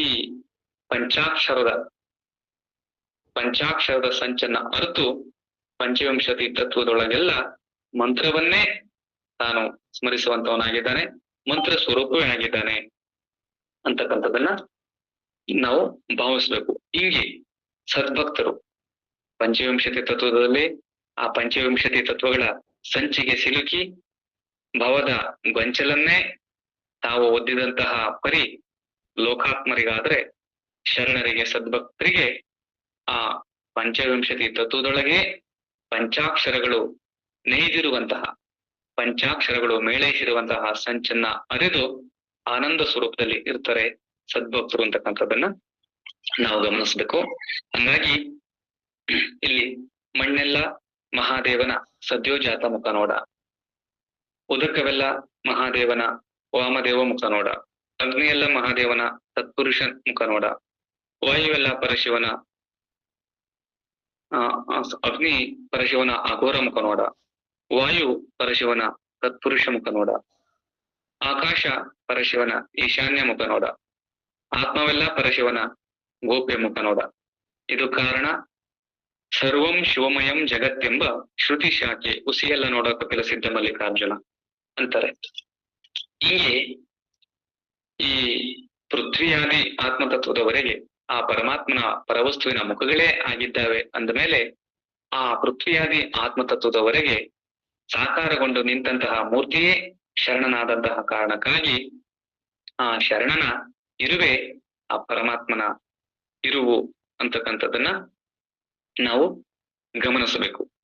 ಯಾಕೆಂದ್ರೆ ಇಲ್ಲಿ ಮೂಲ ಪ್ರಣವ, ಮೂಲ ಮಂತ್ರ ನಮಗೆ ಬಸವ ಅಂತಕ್ಕಂಥದ್ದನ್ನ ನಾವು ಗಮನಿಸ್ಬೇಕು.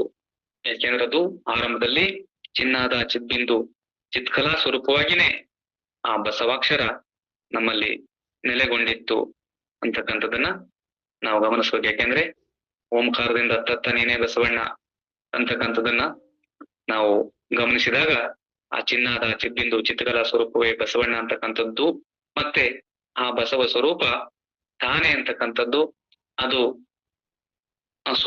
ಸುಪ್ತಾವಸ್ಥೆಯಲ್ಲಿ ಅದು ನಿಶೂನ್ಯ ತತ್ವದಲ್ಲೇ ಇತ್ತು ಅಂತಕ್ಕಂಥದ್ದು, ಶಿಖಾಚಕ್ರದಲ್ಲೇ ಅಡಗಿತ್ತು ಅಂತಕ್ಕಂಥದ್ದು, ಅದು ಸಾಕಾರಗೊಂಡು ತನ್ನ ಎಲ್ಲಾ ಸ್ವರೂಪವಾಗಿ ವರ್ತಿಸ್ತಾ ಇದೆ ಅಂತಕ್ಕಂಥದ್ದನ್ನ ನಾವು ತಿಳಿಬೇಕು.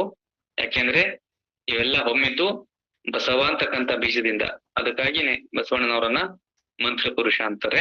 ಓಂಕಾರವೇ ಬಸವಣ್ಣನ ಶಿರಸ್ಸು, ಓಂಕಾರವೇ ಬಸವಣ್ಣನ ಶಿರಸ್ಸು, ನಕಾರವೇ ಬಸವಣ್ಣನ ಗ್ರಹಣ, ಮಕಾರವೇ ಬಸವಣ್ಣನ ಜೀವೆ, ಶಿಕಾರವೇ ಬಸವಣ್ಣನ ನೇತ್ರ, ವಕಾರವೇ ಬಸವಣ್ಣನ ತೊಕ್ಕು, ಯಕಾರವೇ ಬಸವಣ್ಣನ ಶಿರೋತ್ರ, ಮತ್ತೆ ಓಂಕಾರವೇ ಬಸವಣ್ಣನ ವದನ, ನಕಾರವೇ ಬಸವಣ್ಣನ ಎಡಭುಜ, ಮಕಾರವೇ ಬಸವಣ್ಣನ ಬಲಭುಜ, ಶಿಕಾರವೇ ಬಸವಣ್ಣನ ನಾಭಿ, ವಕಾರವೇ ಬಸವಣ್ಣನ ಎಡದೊಡೆ ಎಡಪಾದ, ಯಕಾರವೇ ಬಸವಣ್ಣನ ಬಲ ಪಾದ ಅಂತಕ್ಕಂಥದ್ದನ್ನ ಚಂದ ಬಸವಣ್ಣವ್ರು ಹೇಳ್ತಾರೆ.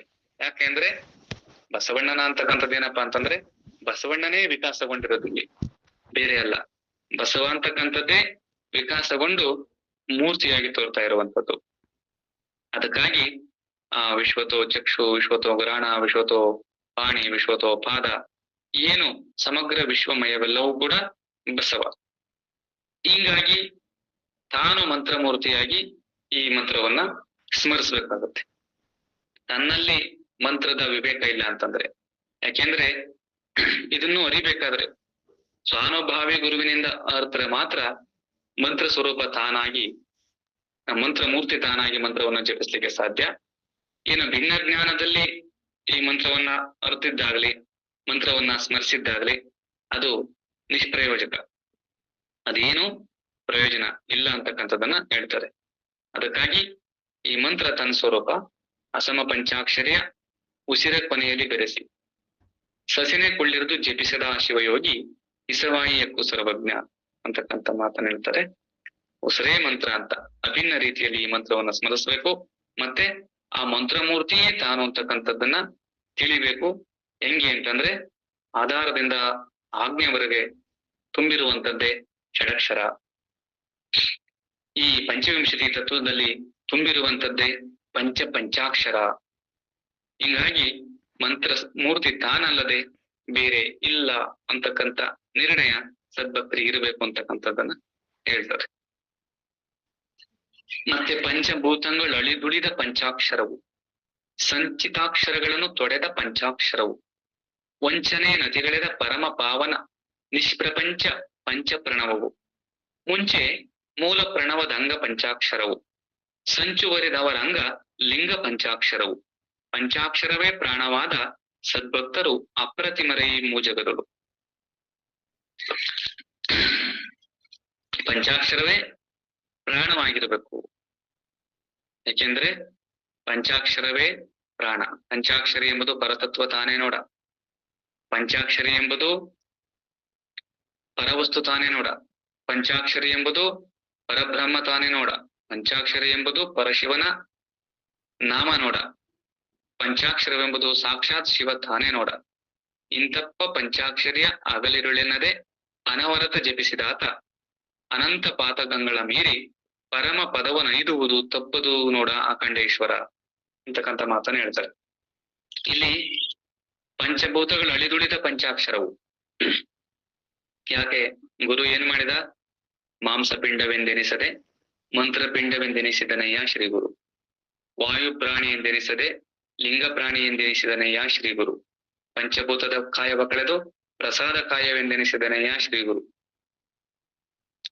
ಹಿಂಗೆ ಜಗಭರಿತ ಶಿವನೆಂಬ ಶಬ್ದಕ್ಕೆ ಅಂಗವಿಸದೆ ಶರಣಭರಿತ ಲಿಂಗವೆಂದು ತಿಳಿಸಿದನಯ್ಯ ಕೂಡಲ ಚೆನ್ನ ಸಂಗಯ್ಯನಲ್ಲಿ ಬಸವಣ್ಣನೆಂಬ ಶ್ರೀ ಗುರು ಅಂತಕ್ಕಂಥ ಮಾತನ್ನ ಹೇಳ್ತಾರೆ. ಯಾಕೆಂದ್ರೆ ಜಗಭರಿತ ಶಿವ ಅಂತಕ್ಕಂಥದ್ದು ಒಪ್ಪಲಾರದ ಮಾತು. ಸದ್ಭಕ್ತರ ಹೃದಯದಲ್ಲಿಪ್ಪನಲ್ಲದೆ ಮತ್ತೆಲ್ಲಿಯೂ ಇಲ್ಲ ಅಂತಾರೆ. ಯಾಕೆಂದ್ರೆ ಒಂದ್ ಕಡೆ ಶಿವ ಜಗನ್ಮಯವನ್ನ ಹೇಳಿದ್ರೂ ಕೂಡ ಇನ್ನೊಂದ್ ಕಡೆ ಸರ್ವಗತ ನಿರಸನವನ್ನು ಕೂಡ ಹೇಳ್ತಾರೆ. ಹಿಂಗಾಗಿ ಸದ್ಭಕ್ತರ ಹೃದಯದಲ್ಲಿಪ್ಪನಲ್ಲದೆ ಮತ್ತೆಲ್ಲಿಯೂ ಇಲ್ಲ. ಎಲ್ಲಿ ಜಾಗೃತಿ ಇಲ್ವೋ, ಎಲ್ಲಿ ಮಾಯಾವಾಸನೆ ನಿವೃತ್ತಿ ಆಗಿಲ್ವೋ ಅಲ್ಲಿ ಆ ಪರವಸ್ತುವಿನ ನೆಲೆಕಲೆ ಇರಲಿಕ್ಕೆ ಸಾಧ್ಯವೇ ಇಲ್ಲ ಅಂತಕ್ಕಂಥ ಮಾತನ್ನ ಹೇಳ್ತಾರೆ. ಹಂಗಾಗಿ ಈ ಶರಣನ ಕಾಯ ಮಂತ್ರಪಿಂಡವಲ್ಲ, ಅದು ಮಾಂಸಪಿಂಡವಲ್ಲ, ಅದು ಮಂತ್ರಪಿಂಡ. ಆ ಕಾರಣಕ್ಕಾಗಿ ಪಂಚಭೂತಗಳು ಅಳಿದುಳಿದ ಪಂಚಾಕ್ಷರವು, ಪಂಚಭೂತದ ಕಾಯದ ಪ್ರಕೃತಿಯನ್ನ ಕಳೆದು ಪಂಚಾಕ್ಷರವಾದಂತಹ ಆ ಪರಮಾತ್ಮನ ಕಳೆಯ ಸ್ವರೂಪವಾದಂತಹ ಪಂಚಾಕ್ಷರವೇ ತಾನಾದಂತಹ ಶರಣ. ಸಂಚಿತಾಕ್ಷರಗಳನ್ನು ತೊಡೆದ ಪಂಚಾಕ್ಷರವು.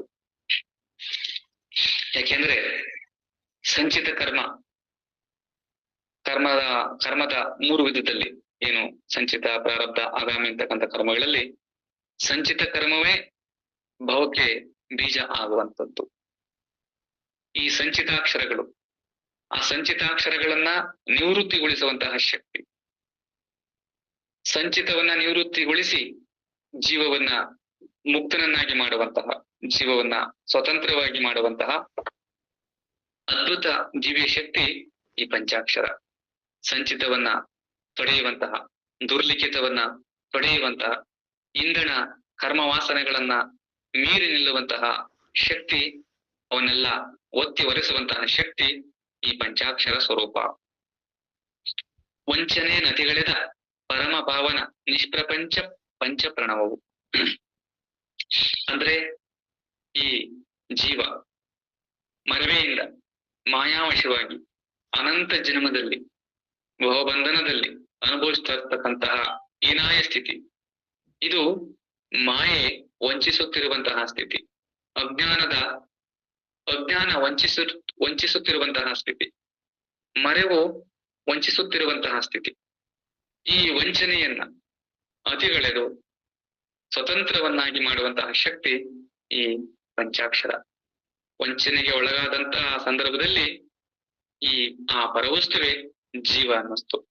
ಆ ವಂಚನೆಯನ್ನ ಅತಿಗಳೆದಂತಹ ಸಂದರ್ಭದಲ್ಲಿ ಆ ಜೀವನೇ ಪರಮಾತ್ಮ ಅನ್ನಿಸ್ತು. ಹಂಗಾಗಿ ಈ ಭಾವನ ಮಾಡುವಂತಹ ಶಕ್ತಿ, ವಂಚನೆಯನ್ನ ಅತಿಗಳೆದು ಭಾವನ ಮಾಡುವಂತಹ ಶಕ್ತಿಯೇ ಈ ಪಂಚಾಕ್ಷರ. ಈ ಪಂಚಾಕ್ಷರ ನಿಷ್ಪ್ರಪಂಚ ಸ್ವರೂಪ. ಯಾಕೆಂದ್ರೆ ಪಂಚಾಕ್ಷರವಲ್ಲದ್ದು ಬರೀ ಪಂಚಭೂತ.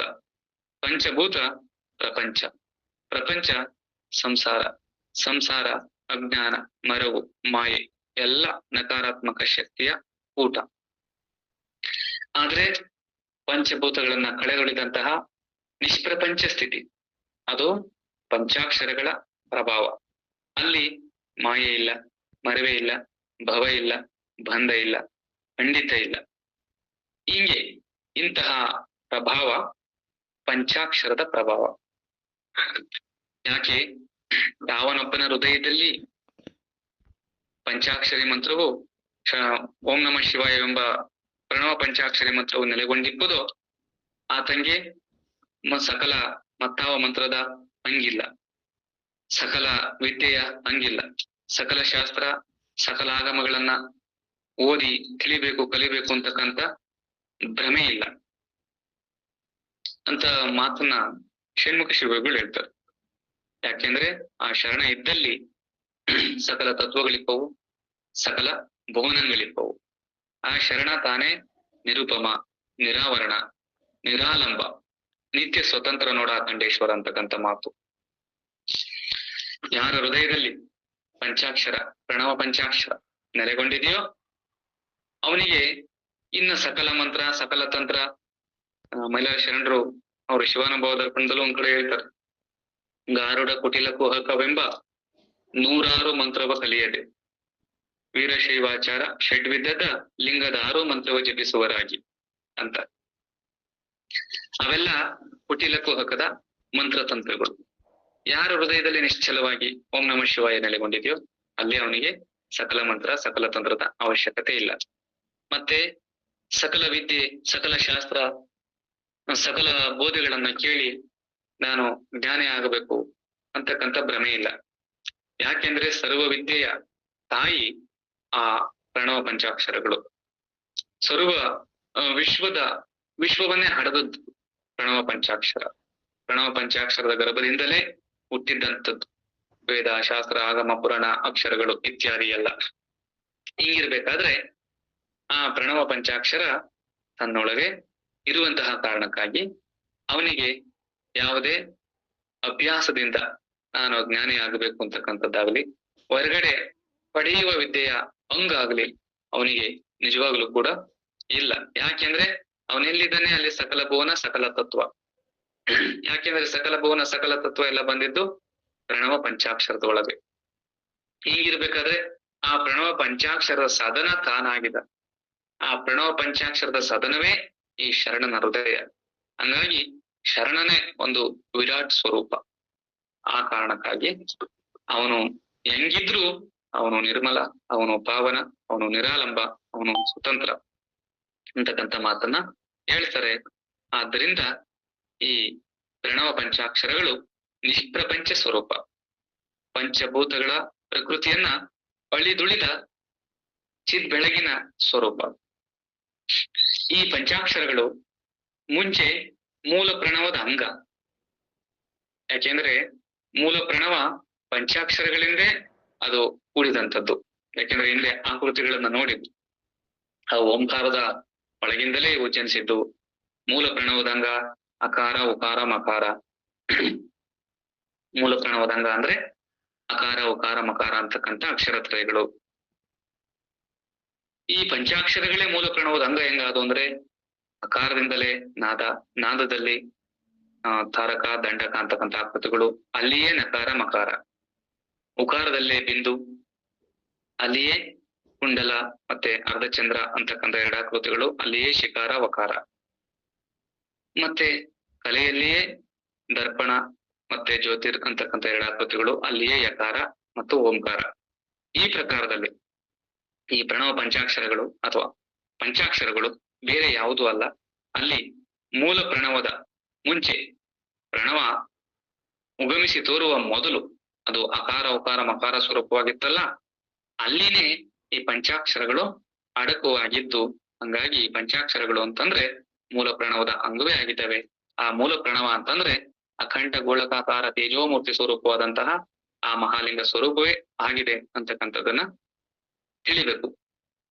ಮತ್ತೆ ಹಿಂಗೆ ಆ ಮೂಲ ಪ್ರಣವದ ಅಂಗಗಳೇ ಈ ಪಂಚಾಕ್ಷರಗಳಾಗಿದ್ದಾವೆ.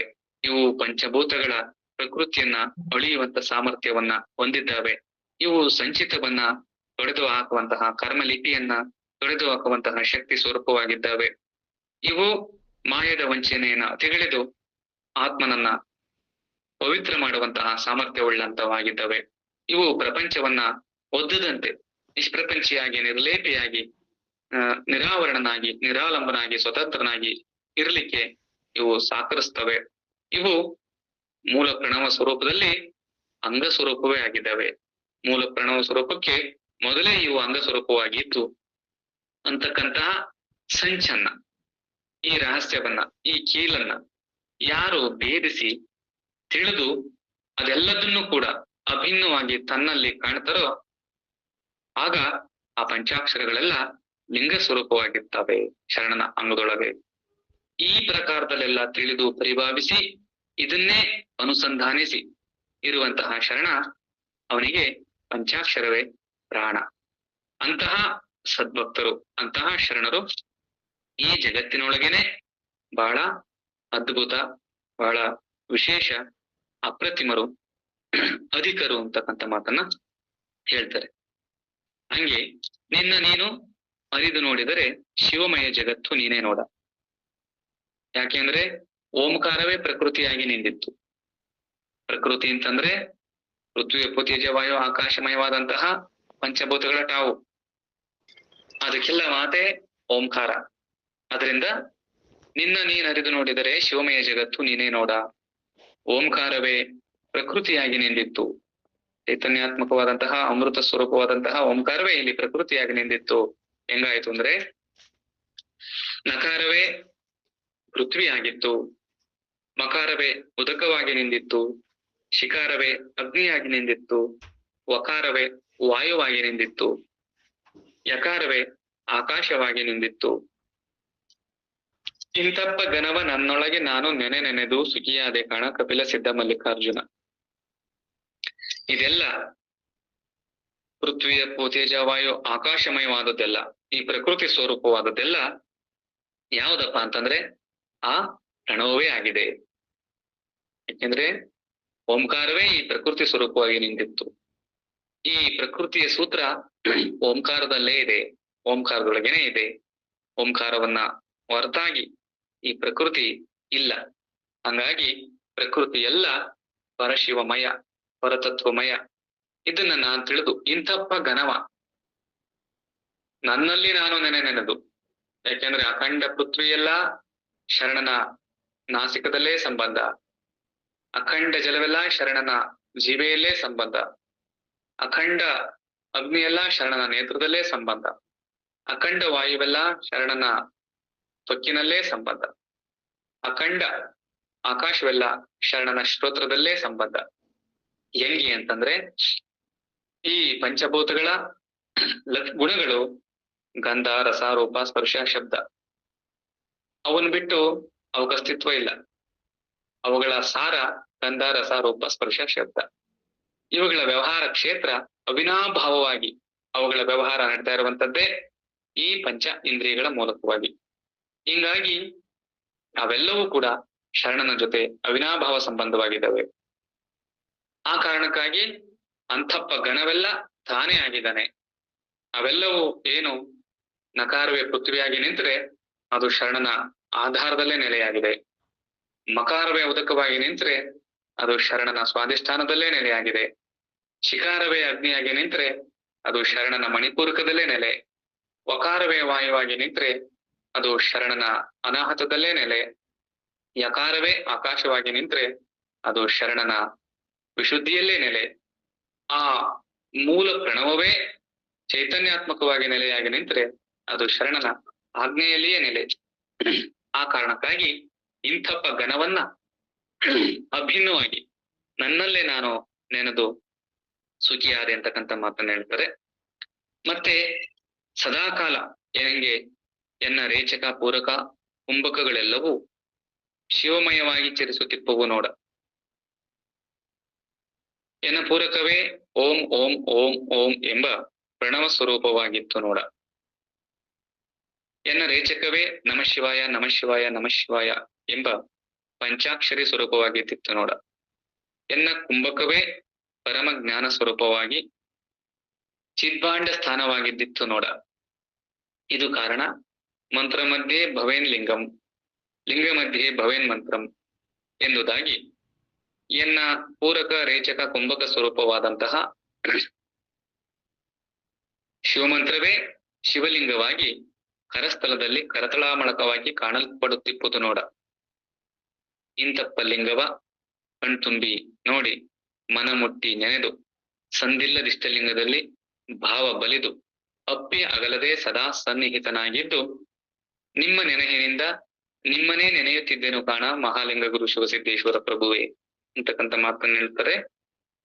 ಆ ಕಾರಣಕ್ಕಾಗಿ ನನ್ನ ಪೂರಕ ರೇಚಕ ಕುಂಭಕ ಸ್ವರೂಪಗಳೇ ಈ ಲಿಂಗಮಯ ಅಂತಕ್ಕಂಥದನ್ನ ತಿಳಿದು, ಈ ಲಿಂಗವೇ ಈ ಪೂರಕ ರೇಚಕ ಕುಂಭಕ ಸ್ವರೂಪವಾಗಿದ್ದಂತಹ ಅಥವಾ ಪ್ರಾಣ ಸ್ವರೂಪವಾಗಿದ್ದಂತಹ ಲಿಂಗವೇ ಗುರು ಕೃಪೆಯಿಂದ ಗುರುವಿನ ಅನುಗ್ರಹದಿಂದ ಕರಸ್ಥಲಕ್ಕೆ ಇಷ್ಟಲಿಂಗ ಸ್ವರೂಪವಾಗಿ ಬಂತು. ದೃಷ್ಟ ರೂಪವನ್ನ ತಾಳಿ ಕಣ್ಣಿಗೆ ಕಾಣಲ್ಪಡ್ತಾ ಇದೆ. ಇಂತಹ ಲಿಂಗವನ್ನ ಸದಾ ಕಾಲ ನಾನು ಕಣ್ಣಲ್ಲಿ ಅಚ್ಚೊತ್ತಿಕೊಳ್ಳುತ್ತೇನೆ. ಮತ್ತೆ ಇಂತಹ ಲಿಂಗವನ್ನ ಸದಾ ಕಾಲ ನಾನು ಮನಸ್ಸಲ್ಲಿ ನೆನೆತೀನಿ. ಇಂತಹ ಲಿಂಗವನ್ನ ಸದಾ ಕಾಲ ಭಾವದಲ್ಲಿ ನಾನು ಭ್ರಮೆ ಅಳಿದು ಆ ಲಿಂಗವನ್ನೇ ಸದಾ ಪರಿಭಾವಿಸ್ತಾ ಇದ್ದೀನಿ. ಹಿಂಗೆ ತನ್ನ ಅಸ್ತಿತ್ವಗಳಾದಂತಹ ಭಾವ, ಮನ, ಖರ ಈ ಮೂರು ಭಾಗದಲ್ಲೂ ಕೂಡ ತನ್ನ ಪ್ರಾಣ ಸ್ವರೂಪವಾದಂತಹ ಲಿಂಗವನ್ನೇ ಕರಸ್ಥಲದಲ್ಲಿ ಇಷ್ಟಲಿಂಗವಾಗಿ, ಮನಸ್ಥಲದಲ್ಲಿ ಪ್ರಾಣಲಿಂಗವಾಗಿ, ಭಾವಸ್ಥಳದಲ್ಲಿ ಭಾವಲಿಂಗವಾಗಿ ಪರಿಭಾವಿಸ್ತಾ ಇದ್ದೀನಿ. ಅದನ್ನ ನಿಮ್ಮ ಸ್ವರೂಪವೇ ನಾನಾಗಿ, ನೀನೇ ನಾನಾಗಿ, ನನ್ನನ್ನೇ ನಾನು ನೆನೀತಾ ಇದ್ದೀನಿ ಅಥವಾ ನಿನ್ನನ್ನ ನೀನೇ ನೆನೀತಾ ಇದೀಯ ಅಂತಕ್ಕಂಥ ಭಾವದಿಂದ ಈ ಮಂತ್ರವನ್ನ ಸ್ಮರಿಸಬೇಕು.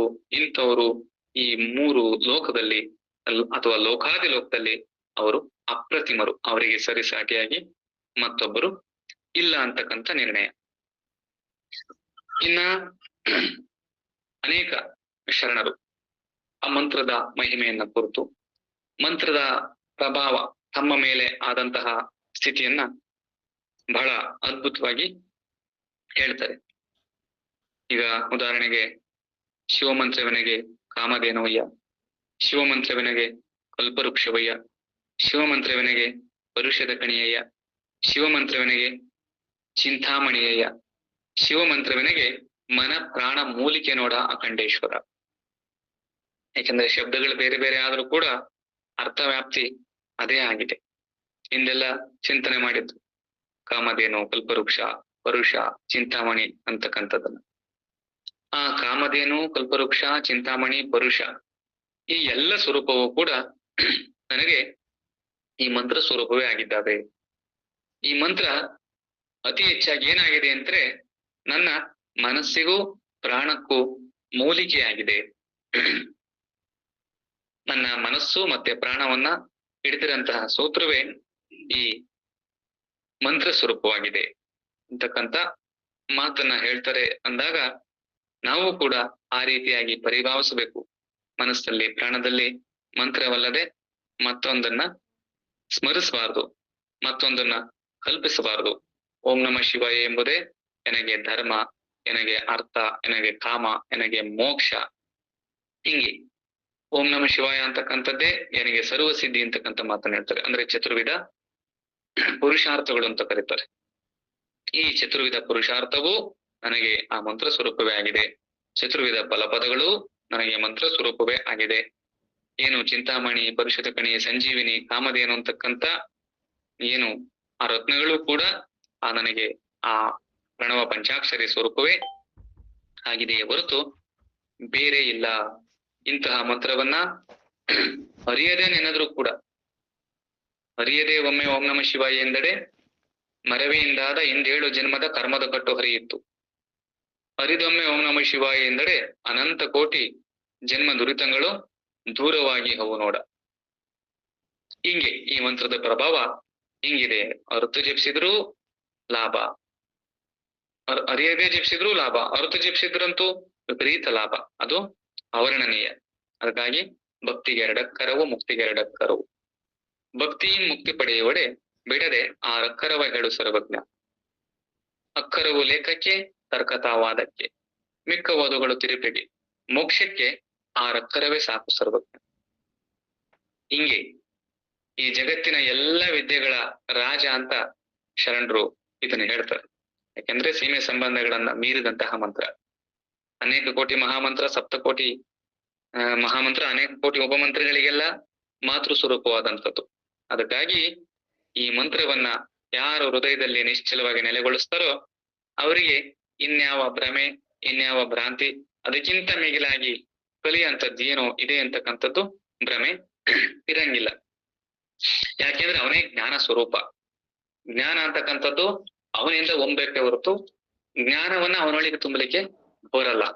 ಅದರಿಂದ ಸದ್ಗುರುವಿನ ದೆಸೆಯಿಂದ ಯಾವನೋರ್ವನ ಕಿವಿಯಲ್ಲಿ ಬ್ರಹ್ಮೋಪದೇಶವು ಹೇಳಲ್ಪಟ್ಟಿತ್ತು, ಅದೇ ಬೀಜವೆನಿಸಿಕೊಂಡಿದ್ದಯ್ಯ. ಅದಾವುದಯ್ಯ ಎಂದರೆ ಗುರುವಿನ ಮುಖದಿಂದ ಬಂದಂತಹ ಪ್ರಣವ ಪಂಚಾಕ್ಷರವೇ ಬೀಜವೆನಿಸಿಕೊಂಡಿದ್ದಯ್ಯ. ಆ ಪ್ರಾಣಿಯೇ ಜ್ಞಾನಕಾಯ ನೆನೆಸಿಕೊಂಬನಯ್ಯ. ಶಿವಮಂತ್ರೋಪದೇಶವಿಲ್ಲದಾತನು ಪ್ರಕೃತಿಕಾಯ ಎನಿಸಿಕೊಂಬನಯ್ಯ. ಇದು ಕಾರಣ ಜ್ಞಾನಕಾಯ ಪ್ರಕೃತಿಕಾಯ ಎಂದು ಎರಡು ಪ್ರಕಾರವಾಗಿಪ್ಪದಯ್ಯ. ಆ ಪ್ರಕೃತಿಕಾಯನೇ ಅಜ್ಞಾನ ಸ್ವರೂಪನಾಗಿಪ್ಪನು. ಈ ಜ್ಞಾನಕಾಯ ಪ್ರಕೃತಿಕಾಯ ಎಂದು ಎರಡು ಪ್ರಕಾರವಾಗಿ ಶಿವಮಂತ್ರ ದೀಕ್ಷೋಪದೇಶವಾಗಲಾಗಿ ಪ್ರಕೃತಿಕಾಯ ಅಳಿದು ಜ್ಞಾನಕಾಯ ಒಪ್ಪದು ತಪ್ಪದಯ್ಯ ಮಹಾಲಿಂಗ ಗುರು ಶಿವಸಿದ್ದೇಶ್ವರ ಪ್ರಭು ಅಂತಾರೆ. ಹಿಂಗೆ ಪ್ರಭುದೇವರು ಹೇಳಿದಂತೆ ಒಡೆದು ಸಂಸಾರದ ಹೆಂಟೆಯ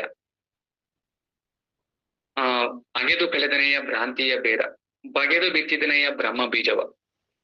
ಹಿಂಗೆ ಹೃದಯದಲ್ಲಿ ಬ್ರಹ್ಮ ಬೀಜ ಇರಬೇಕಾದ್ರೆ ಅದನ್ನ ಜೋಪಾನವಾಗಿ ಏನು ಬಸವಗಳೆಯವರು ಅಸಗಿಡಿಸಿಹರೆಂದು ಅಖಂಡ ಮಂಡಲವೆಂಬ ಭಾವಿ ಪವನವೇ ರಾಟಾಳ ಬಸವಗಳೆಯವರು ಅಸಗಿಡಿಸಿಹರೆಂದು ಸಮತೆ ಸೇರಣೆ ಎಂಬ ಬೀಲಿಯ ನಿಕ್ಕಿ ಆವಾಗಲೂ ಆ ತೋಟದಲ್ಲಿ ಜಾಗರವಿದ್ದು ಸಸಿಯ ಸಲಹಿದೆನು ಕಾಣ ಅಂತಾರಲ್ಲ.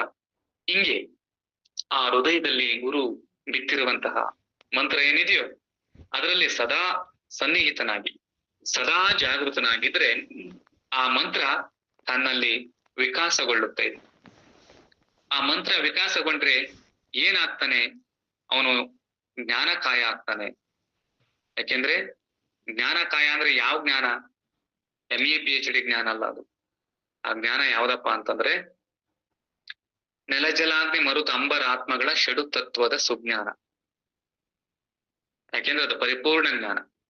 ಈ ನೆಲ, ಜಲ, ಅಗ್ನಿ, ಮರುತ, ಅಂಬರ, ಆಕಾಶ, ಆತ್ಮ, ಅಂಬರ, ಆತ್ಮ, ಈ 6 ತತ್ವಗಳ ಬಗೆಗಿನ ಜ್ಞಾನವೇ ಪರಿಪೂರ್ಣವಾದಂತಹ ಜ್ಞಾನ. ಈ 6 ತತ್ವದ ಶೋಧನೆ, ಈ 6 ತತ್ವದ ಶೋಧನೆಯೇ ಪರಿಪೂರ್ಣ ಸಂಶೋಧನೆ. ಅದು ಎಲ್ಲಿ ಮಾಡ್ತಾನೆ ಶರಣ ಅಂದ್ರೆ ತನ್ನೊಳಗ್ ಮಾಡ್ತಾನೆ. ಅದು ಗುರು ಕೊಡುವಂತಹ ಮಂತ್ರ ಈ 6 ತತ್ವದ ಜ್ಞಾನದ ಬೀಜ ಸ್ವರೂಪ. ನಕಾರ ವಿಕಾಸಗೊಂಡ್ರೆ ಸಮಗ್ರ ಪೃಥ್ವಿಯ ಜ್ಞಾನವೆಲ್ಲ ಲಭಿಸುತ್ತೆ. ಮಕಾರ ವಿಕಾಸಗೊಂಡ್ರೆ ಸಮಗ್ರ ಜಲತತ್ವದ ಆಗುವಾಗೆಲ್ಲ ತಿಳಿಯುತ್ತೆ. ಶಿಕಾರ ವಿಕಾಸಗೊಂಡ್ರೆ ಗುರು ಕೊಟ್ಟಂತಹ ಶಿಕಾರ ಮಂತ್ರ ತನ್ನೊಳಗೇನಾದ್ರೂ ಬೆಳೆದ್ರೆ ಅದು ಜಾಗೃತವಾಗಿ ಬೆಳೆಸಿದ್ದಾದ್ರೆ ಅದು ಸಮಗ್ರ ಅಗ್ನಿತತ್ವದ ಜ್ಞಾನವನ್ನೆಲ್ಲ ಒದಗಿಸಿಕೊಡುತ್ತೆ. ವಕಾರ ಅಂತಕ್ಕಂತಹ ಮಂತ್ರ ವಿಕಾಸಗೊಂಡ್ರೆ ಅದು ಸಮಗ್ರ ವಾಯುತತ್ವದ ಜ್ಞಾನವನ್ನೆಲ್ಲ ಒದಗಿಸಿಕೊಡುತ್ತೆ. ಯಕಾರ ಅಂತಕ್ಕಂಥದ್ದು ವಿಕಾಸಗೊಂಡ್ರೆ ಅದು ಸಮಗ್ರ ಆಕಾಶ ತತ್ವದ ಜ್ಞಾನವನ್ನೆಲ್ಲ ಕರಗತ ಮಾಡಿಕೊಡುತ್ತೆ. ಓಂಕಾರ ಅಂತಕ್ಕಂಥದ್ದನ್ನು ಜಾಗೃತಗೊಳಿಸಿದ್ರೆ ಸಮಗ್ರ ಚೈತನ್ಯದ ಠಾವನ್ನೆಲ್ಲದನ್ನು ಕೂಡ ಹಿಡಿದು ತನ್ನ ನೆಲೆ ಒಳಗೆ ತಂದುಕೊಡುತ್ತೆ. ಹೀಗೆ ಅದಕ್ಕೆ ಅವನು ಜ್ಞಾನ ಸ್ವರೂಪ. ಇಂತಹ ಮಂತ್ರ ತನ್ನ ಹೃದಯದಲ್ಲಿ ಇದ್ದೂ ಕೂಡ ಅವನ್ನ ಸಲಹಲಾರದೆ, ಅವನ್ನ ಸಂತೈಸಲಾರದೆ, ಅಲ್ಲಿ ಜೋಪಾನ ಮಾಡ್ಲಾರದೆ ಎಲ್ಲೋ ಹೊರಗೆ ಕಲಿತೀನಿ ಅಂತ ಹೋದ್ರೆ ಅದು ಅಪರಾವಿದ್ಯೆ ಆಗುತ್ತೆ ಹೊರತು ಅದು ಅಪೂರ್ಣ ವಿದ್ಯೆ ಆಗುತ್ತೆ ಹೊರತು ಅದು ಪರಿಪೂರ್ಣ ವಿದ್ಯೆ ಆಗಲ್ಲ, ಅದು ಪರಾವಿದ್ಯೆ ಆಗಲ್ಲ ಅಂತದನ್ನ ನಾವು ಇಲ್ಲಿ ಗಮನಿಸ್ಬೇಕು. ಆದ್ರಿಂದ ಆ ಪ್ರಕೃತಿ ಕಾಯ ಅಳೆದು ಜ್ಞಾನಕಾಯ ಆಗಲಿಕ್ಕೆ ಆ ಗುರುವಿನ ದೀಕ್ಷೆ ಉಪದೇಶ ಬಹಳ ಅವಶ್ಯಕ ಅಂತಕ್ಕಂಥದ್ದನ್ನ ನಾವಿಲ್ಲಿ ಗಮನಿಸಬಹುದಾಗಿದೆ. ಹಂಗೇನೆ ಬಸವಣ್ಣವರು ಕೂಡ ಹೇಳ್ತಾರೆ, ಅಕಟಕಟ ಬೆಳಗು ಭಿನ್ನಾಣವೆಂಬುದೇನು, ಓಂ ನಮಃ ಶಿವಾಯ ಎಂಬುದೇ ಮಂತ್ರ, ಓಂ ನಮಃ ಶಿವಾಯ ಎಂಬುದೇ ತಂತ್ರ, ನಮ್ಮ ಕೂಡಲ ಸಂಗಮ ದೇವರ ನೆನೆಯುವುದೇ ಮಂತ್ರ.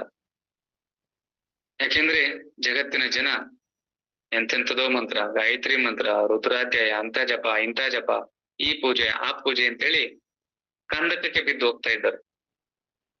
ಇಂತಹ ಹೀನಾಯ ಸ್ಥಿತಿಯನ್ನ ನೋಡಿದಾಗ ಬಸವಣ್ಣನವರಿಗೆ ಮರುಕ ಅದಕ್ಕೆ ಹೇಳ್ತಾರೆ, ಅಕಟಕಟ ಅಂದ್ರೆ ಅಯ್ಯಯ್ಯೋ, ಅದೊಂದು ವೇದನಾ ಸಂಬೋಧೆ ಅಕಟಕಟ ಅಂತಕ್ಕಂಥದ್ದು.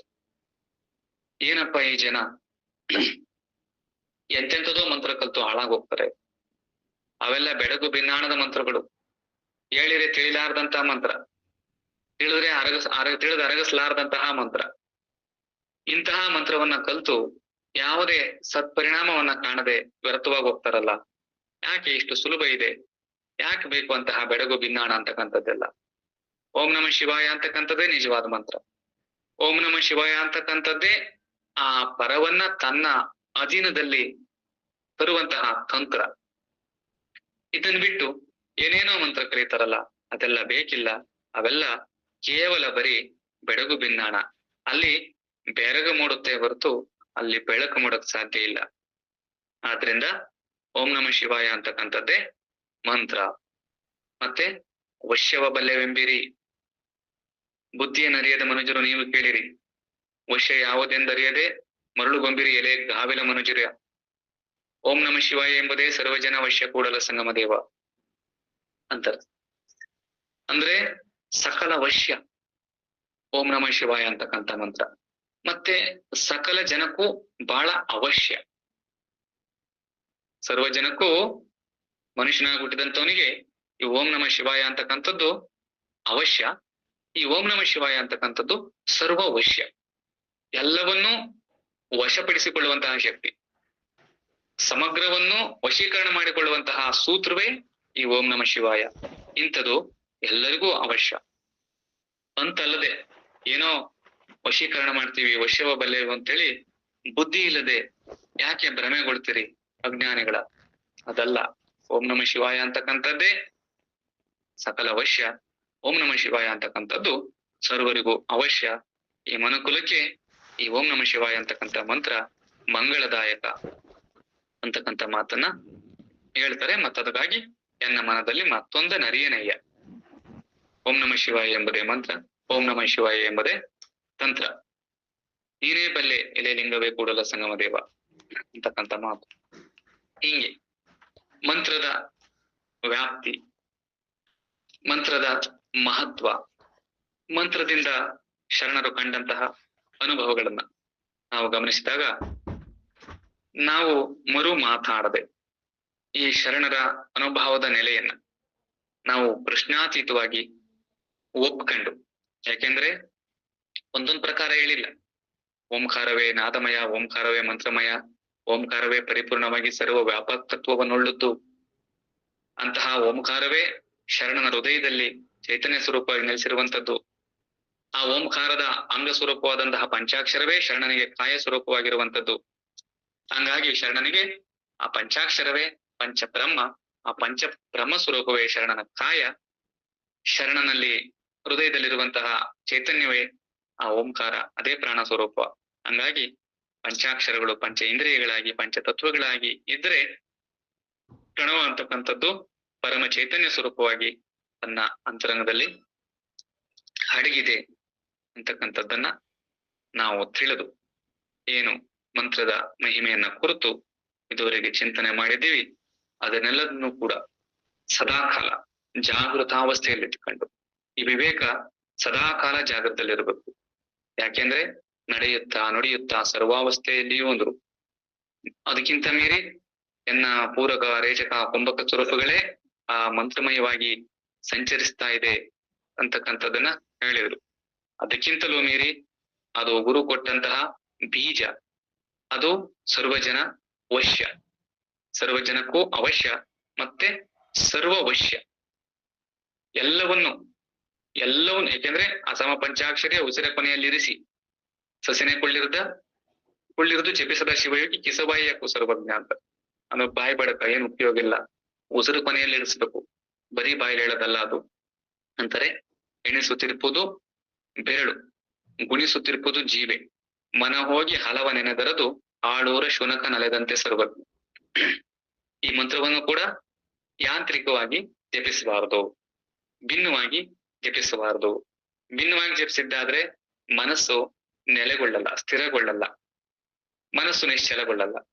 ಮನಸ್ಸು ನಿಶ್ಚಲಗೊಳ್ಳದೆ ಜಪಿಸುವಂತಹ ಮಂತ್ರ ಆಳೂರಲ್ಲಿ ನಾಯಿ ಅಲೆದಾಡ್ದಂಗೆ, ಏನೇನೂ ಪ್ರಯೋಜನ ಇಲ್ಲ, ಏನೂ ಪರಿಣಾಮ ಇಲ್ಲ. ಇಷ್ಟು ಈ ಮಂತ್ರದ ಮಹತ್ವವನ್ನ ತಿಳಿದು ನಾವೆಲ್ಲರೂ ಇದನ್ನ ನಿತ್ಯದ ಬದುಕಿನಲ್ಲಿ ಅನುಷ್ಠಾನ ಮಾಡೋದ್ರ ಮೂಲಕವಾಗಿ ಆ ಮಂತ್ರದ ಮಹಿಮೆಯನ್ನ ನಾವು ನಿತ್ಯದಲ್ಲಿ ಅನುಭವಿಸಿ ಆ ಮಂತ್ರಮೂರ್ತಿಗಳೇ ತಾವಾಗಿ ಆನಂದಿಸುವಂತಹ ನಿಟ್ಟಿನಲ್ಲಿ ನಾವೆಲ್ಲರೂ ಪ್ರಯತ್ನಶೀಲರಾಗೋಣ ಅಂತ ಹೇಳ್ತಾ, ಇದುವರೆಗೆ ಮಂತ್ರ ವಿಷಯವನ್ನ ಕುರಿತು ಅನುಭವ ನೀಡಲಿಕ್ಕೆ ಅವಕಾಶವನ್ನ ಮಾಡಿಕೊಟ್ಟು ಶಾಂತರಾಗಿ ಕೇಳಿದಂತಹ ಎಲ್ಲ ಶರಣ ಬಂಧುಗಳಿಗೆ ಭಕ್ತಿಯ ಶರಣಾರ್ಥಿಗಳು. ಶ್ರೀ ಗುರು ಬಸವಲಿಂಗಾಯ ನಮಃ. ಓಂ ಎಂಬುದೇ ಉಚ್ಛ್ವಾಸ, ನಮ ಶಿವಾಯವೇ ನಿಶ್ವಾಸ, ಅಮಲ ಬ್ರಹ್ಮಕ್ಕೆ ಆವಾಸ, ಮಮ ಕಾಯವಿದು ವಿಶ್ವಾಸ.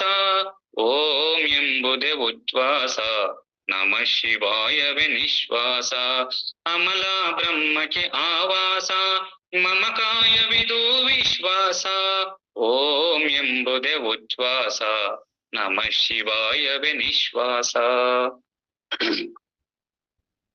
ಆರಕ್ಷರವೇ ಮಹಲಿಂಗ, ಆರಕ್ಷರದಾಲಯ ನಿನ್ನಂಗ, ಸಾರವ ಮರೆತರೆ ಬಲುಭಂಗ, ತೋರದು ನಿನಗೆ ಆಲಿಂಗ. ಸಾರವ ಮರೆತರೆ ಬಲುಭಂಗ, ತೋರದು ನಿನಗೆ ಆಲಿಂಗ. ಸೇರು ಗುರುವರನ ಸಂಗ, ತೋರುವ ಆಲಿಂಗದ ಸಂಗ, ಸಾರಿತು ದೂರ ನಿನ್ನ ಭಂಗ, ಸೇರಿತು ನಿನ್ನನು ಮಹಲಿಂಗ. ಸಾರಿತು ದೂರ ನಿನ್ನ ಭಂಗ, ಸೇರಿತು ನಿನ್ನನು ಮಹಲಿಂಗ. ಓಂ ಎಂಬುದೇ ಉಚ್ಛ್ವಾಸ, ನಮ ಶಿವಾಯವೇ ನಿಶ್ವಾಸ. ರೇಚಕ ಪೂರಕ ಕುಂಭಕದ ಸಾಚಾರೂಪವೇ ಲಿಂಗ, ಲೋಚನ ದ್ವಾರದಿ ಕರತಳದಿ ತೋಚಿತ್ತೆನಗೆ ಈ ಲಿಂಗ. ಲೋಚನ ದ್ವಾರದಿ ಕರತಳದಿ ತೋಚಿತ್ತೆನಗೆ ಈ ಲಿಂಗ. ಕೇಚರ ಮನದ ಮಹಿಮರಿಗೆ ಆಚೆಯ ತೋರಿತ್ತಿ ಲಿಂಗ. ಲೋಚನ ನಾನದರೊಳಗಿರಿಸೆ ವಾಚಕ್ಕೆ ಬಾರದ ಸುಖ ಸಂಗ. ಲೋಚನ ನಾನದರೊಳಗಿರಿಸೆ ವಾಚಕ್ಕೆ ಬಾರದ ಸುಖ ಸಂಗ. ಓಂ ಎಂಬುದೇ ಉಚ್ಛ್ವಾಸ, ನಮ ಶಿವಾಯವೇ ನಿಶ್ವಾಸ, ಅಮಲ ಬ್ರಹ್ಮಕ್ಕೆ ಆವಾಸ, ಮಮ ಕಾಯವಿದು ವಿಶ್ವಾಸ. ಮನವೇ ಲಿಂಗದ ನಿಜವಾಸ, ಅನುವರಿ ನಿನಗಿದೆ ಸಹವಾಸ. ನೆನೆ ಮಂತ್ರವ ನೀನನು ದಿವಸ, ನಿನಗಾಗುವುದಲ್ಲಿ ಅದು ನ್ಯಾಸ. ನೆನೆ ಮಂತ್ರವ ನೀನನು ದಿವಸ, ನಿನಗಾಗುವುದಲ್ಲಿ ಅದು ನ್ಯಾಸ. ಅನಗ ಗುರುವಿನುಪದೇಶ, ನಿನಗೆ ಕೊಡುವುದು ಘನಲೇಸ. ಜಿನುಗುವವಲ್ಲಿ ಭವಪಾಶ, ತನಯ ನಿನಗಿಲ್ಲ ಮೋಸ. ಜಿನುಗುವವಲ್ಲಿ ಭವಪಾಶ, ತನಯ ನಿನಗಿಲ್ಲ ಮೋಸ. ಓಂ ಎಂಬುದೇ ಉಚ್ಛ್ವಾಸ, ನಮಃ ಶಿವಾಯವೇ ನಿಶ್ವಾಸ. ಅಮಲ ಬ್ರಹ್ಮಕ್ಕೆ ಆವಾಸ, ಮಮ ಕಾಯವಿದು ವಿಶ್ವಾಸ. ದೇಹದ ಭಾವದಿ ನೀ ಜೀವ, ಜೀವವ ಮೀರಲು ನೀ ದೇವ. ಭಾವದಿ ಬಲಿಯಲಿ ಆ ದೇವ, ಪಾವನವೀಗಲೇ ನೀ ಜೀವ. ಭಾವದಿ ಬಲಿಯಲಿ ಆ ದೇವ, ಪಾವನವೀಗಲೇ ನೀ ಜೀವ. ದಿವರಾತ್ರಿ ದೇವನ ಭಾವ, ಆವರಿಸಲು ಶಿವನೀ ಜೀವ. ಯಾವುದು ತೋರದ ನಿರವಯಲ, ಹಾವನು ಸೇರಿರು ನೀ ದೇವ. ಯಾವುದು ತೋರದ ನಿರವಯಲ, ಹಾವನು ಸೇರಿರು ನೀ ದೇವ. ಓಂ ಎಂಬುದೇ ಉಚ್ಛ್ವಾಸ, ನಮಃ ಶಿವಾಯವೇ ನಿಶ್ವಾಸ. ಅಮಲ ಬ್ರಹ್ಮಕ್ಕೆ ಆವಾಸ, ಮಮ ಕಾಯವಿದು ವಿಶ್ವಾಸ. ಓಂ ಎಂಬುದೇ ಉಚ್ಛ್ವಾಸ, ನಮಃ ಶಿವಾಯವೇ ನಿಶ್ವಾಸ. ಶರಣ ಶರಣ.